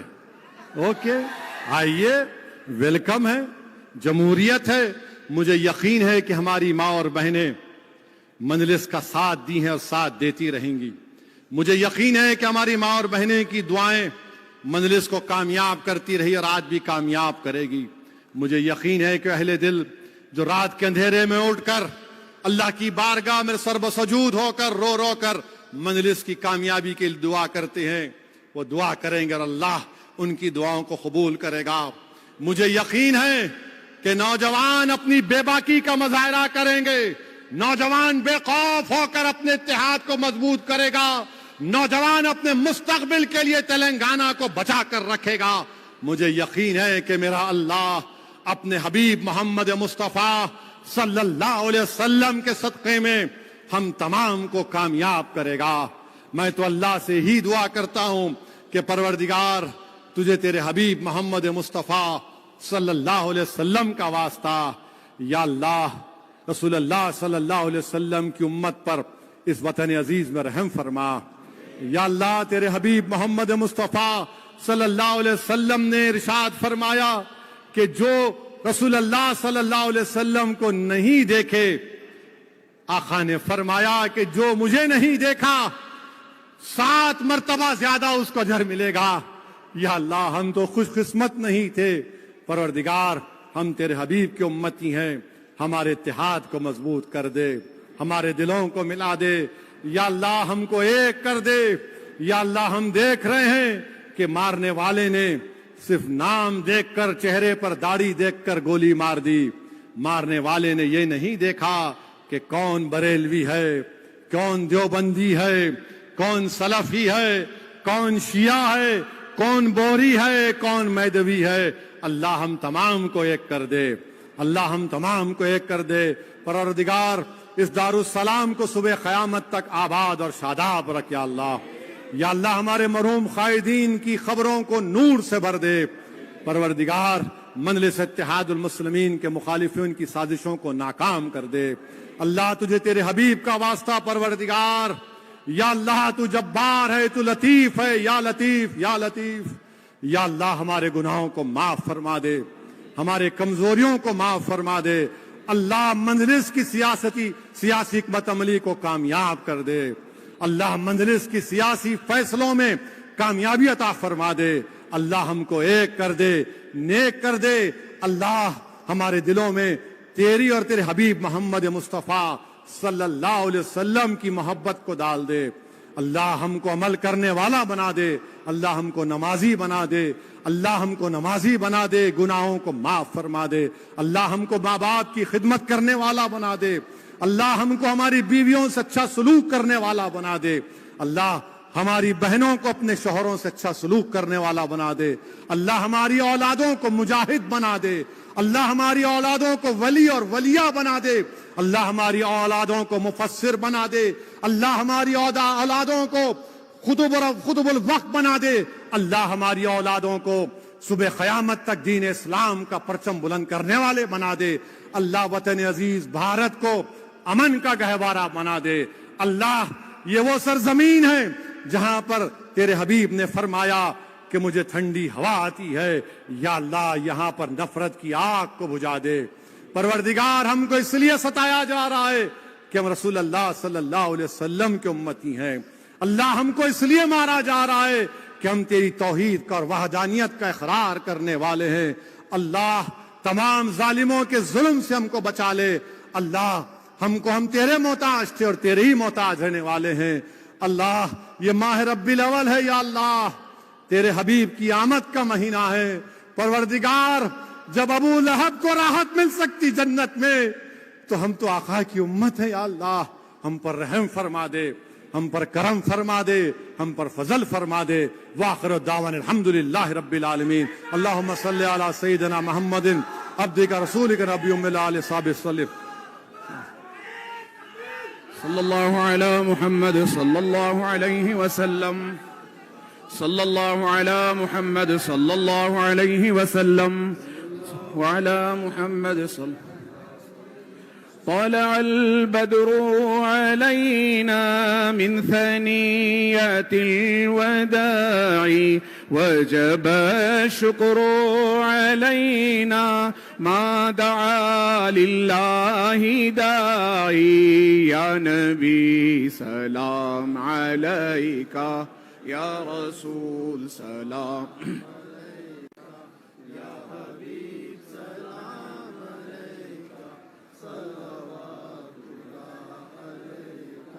أرسل الله تعالى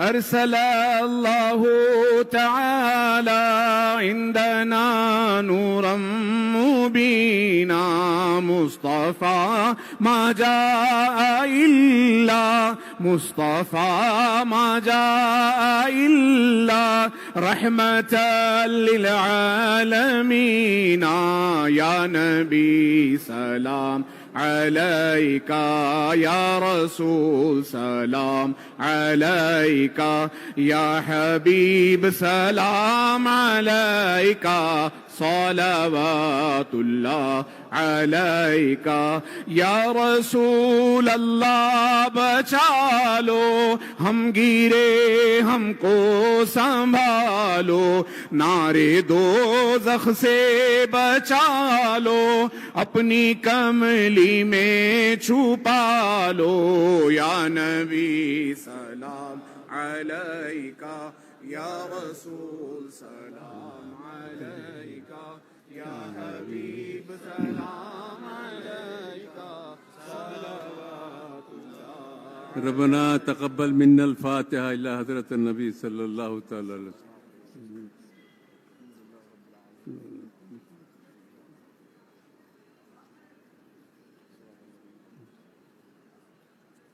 إن الله وملائكته يصلون على النبي يا أيها الذين آمنوا صلوا عليه وسلموا تسليما. اللهم صل على سيدنا مولانا محمد وعلى آل سيدنا مولانا محمد بارك وسلم.